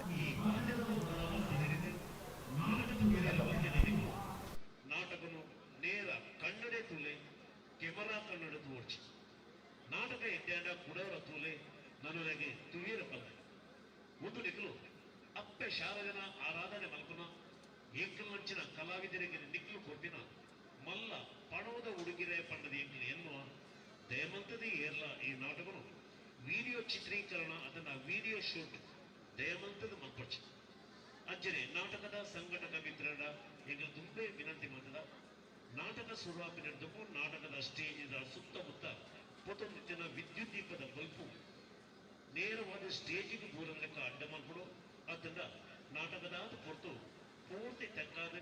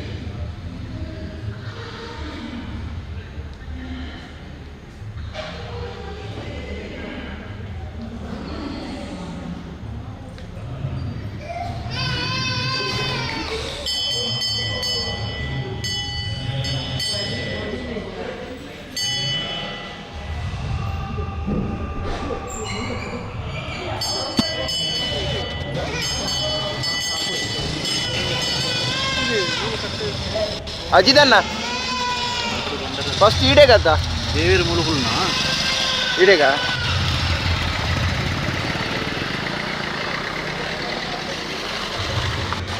దేవేరు ముళ్ళు కట్టారు బండరాలు పడితే తొందర ಬಂಡರೆ ಎಪ್ಪು ನೀರು ಅದು ಪತ್ತು ಇಲ್ಲಲ್ಲ ಇಲ್ಲೇನಂತ ನೇಮ್ ಉಂಡೆ ನಿಜ ಅದ ಎಲ್ಲ ಮುಗೊಂದು ಬಂಡಾರ ದೆಪ್ಪುನದೇವಿ ಎಲ್ಲ ನೇಮ್ ಆಗಿನ ಎಲ್ಲ ನೇಮ ಆಯ್ಕಿತ್ತೇನೆ ದೆಪ್ಪು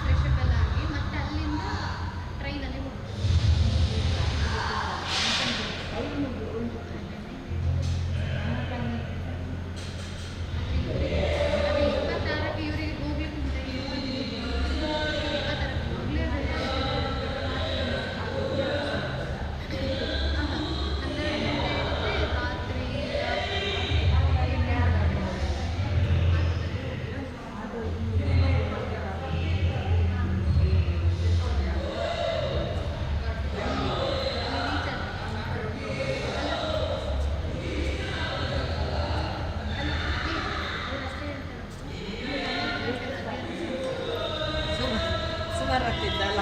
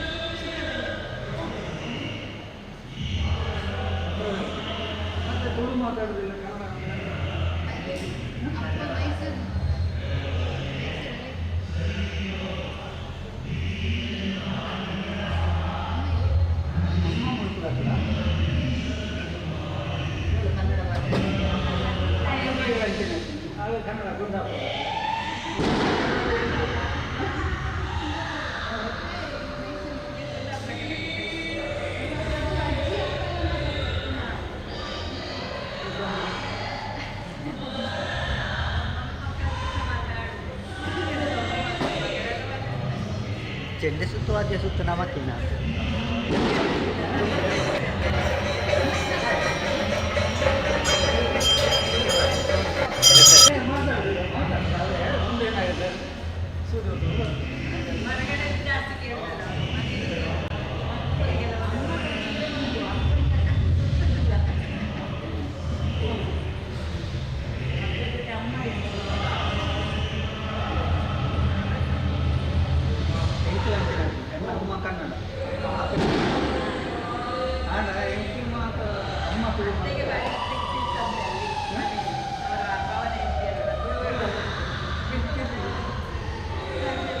ಅಮ್ಮ ಇಚ್ಛೆ ಗೊತ್ತಾಗ್ತದೆ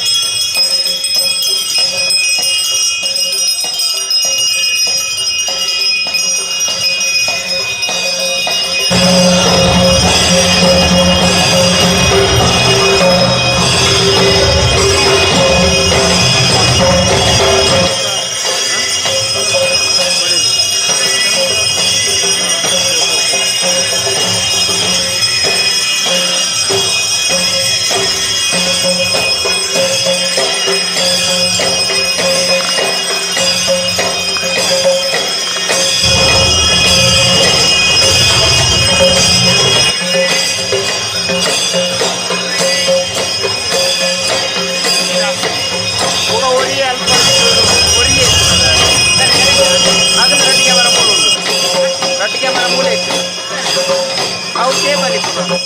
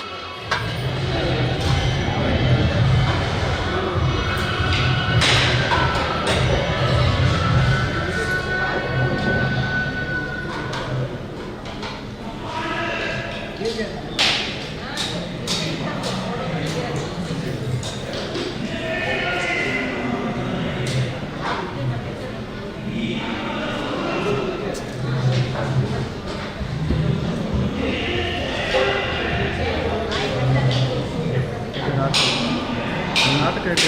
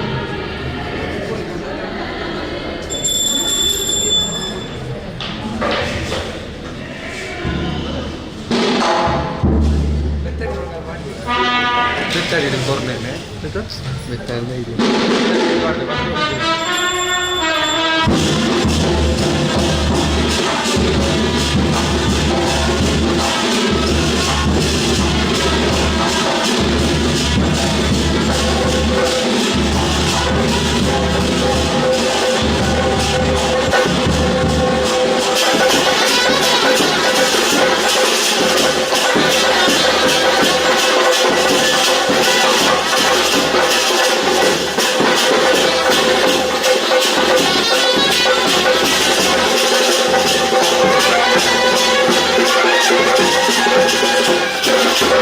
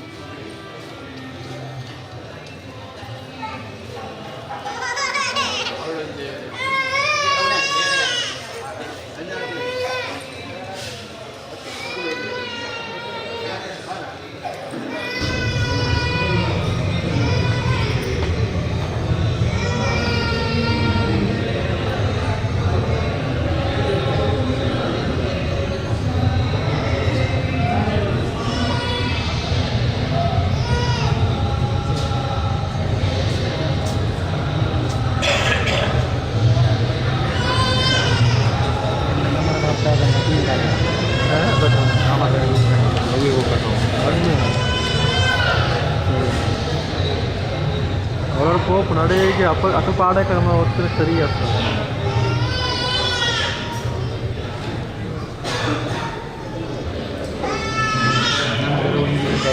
ರೆಕಾರ್ಡಿಂಗ್ ಎಲ್ಲ ಹುಡುಕ ರೆಕಾರ್ಡ್ ಯಾಕೆ ಮನೆಯಲ್ಲೇ ಹೋಗಿ ಆಯ್ಕೆ ಪಾಡು ರೆಕಾರ್ಡ್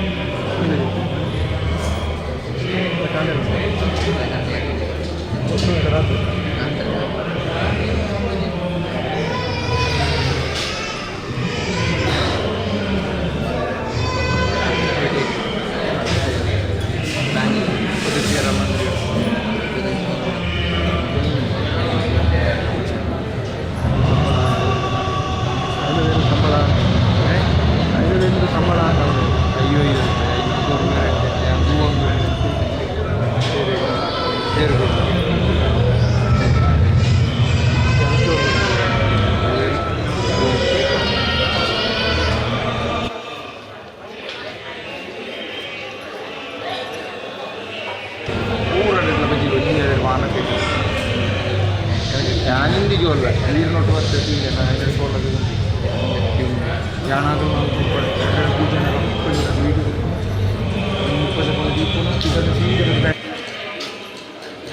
దైవం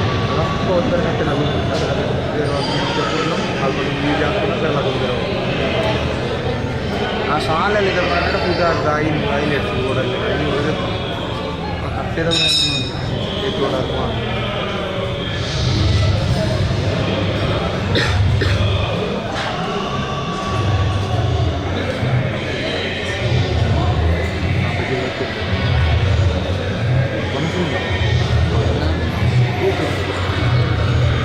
ನರ್ಮನಿಲ್ಲವ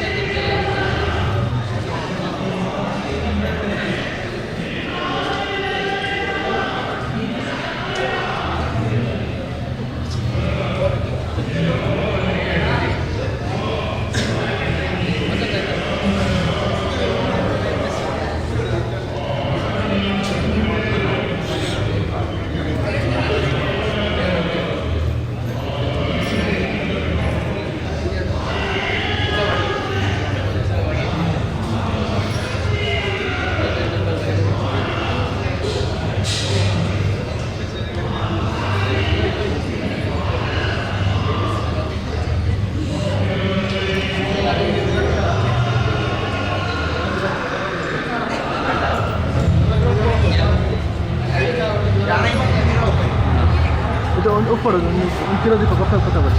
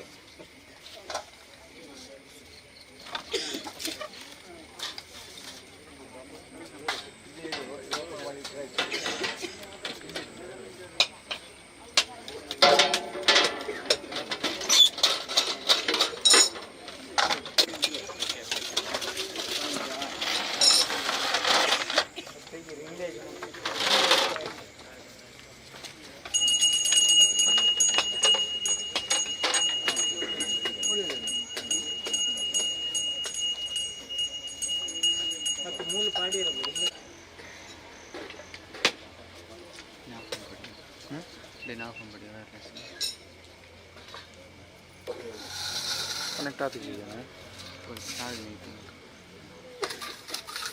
ಬ್ಯಾಟ್ರಿ ಕನೆಕ್ಟಾರ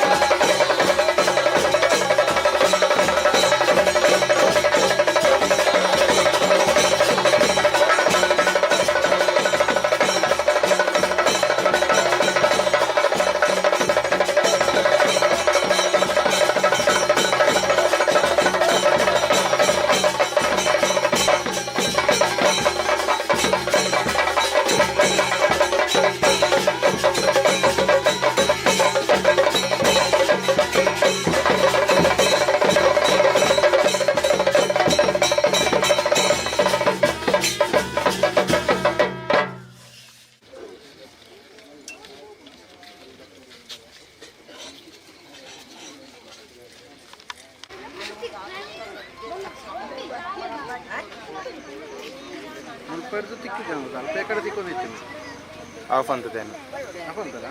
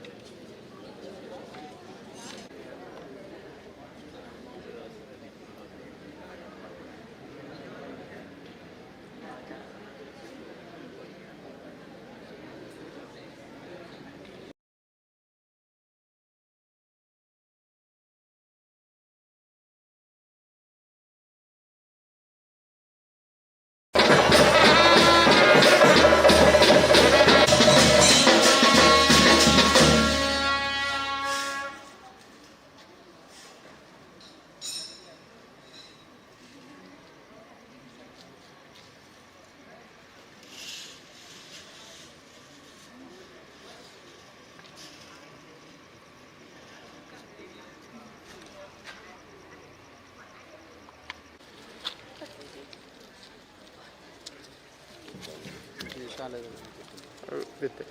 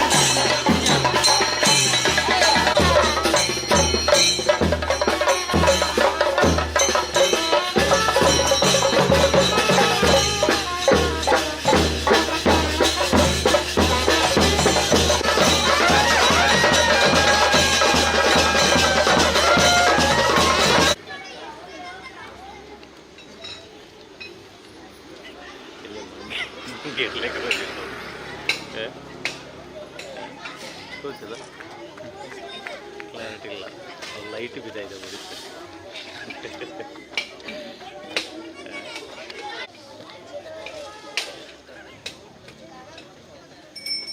ಫೋಟೋ ಮಂಗಿರತ್ತೆ.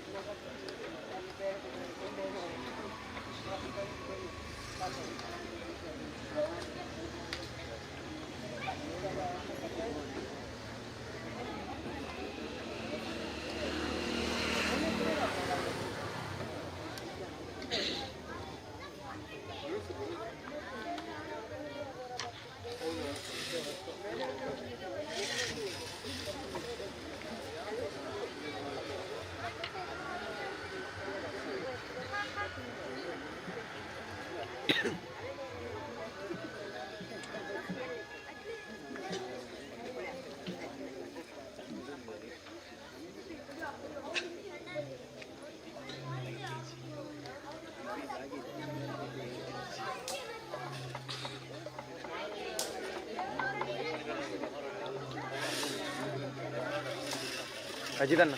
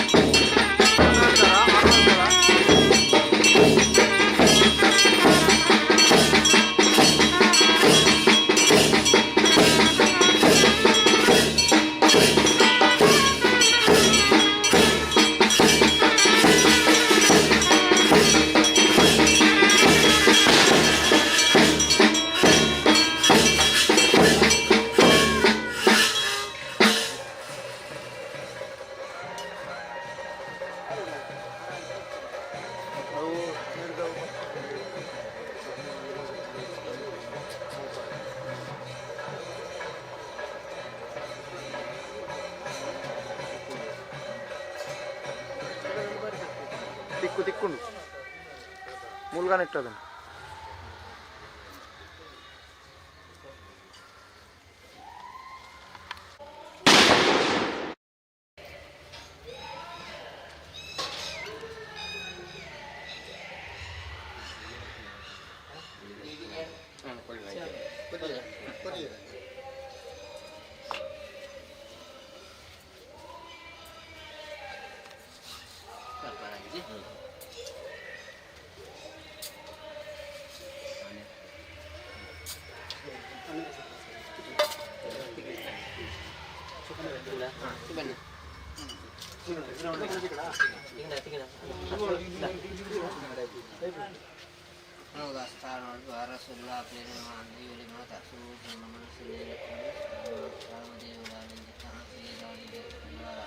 ದೇವರ ಪ್ರಾರ್ಥನೆ ವಿಶೇಷವಾದ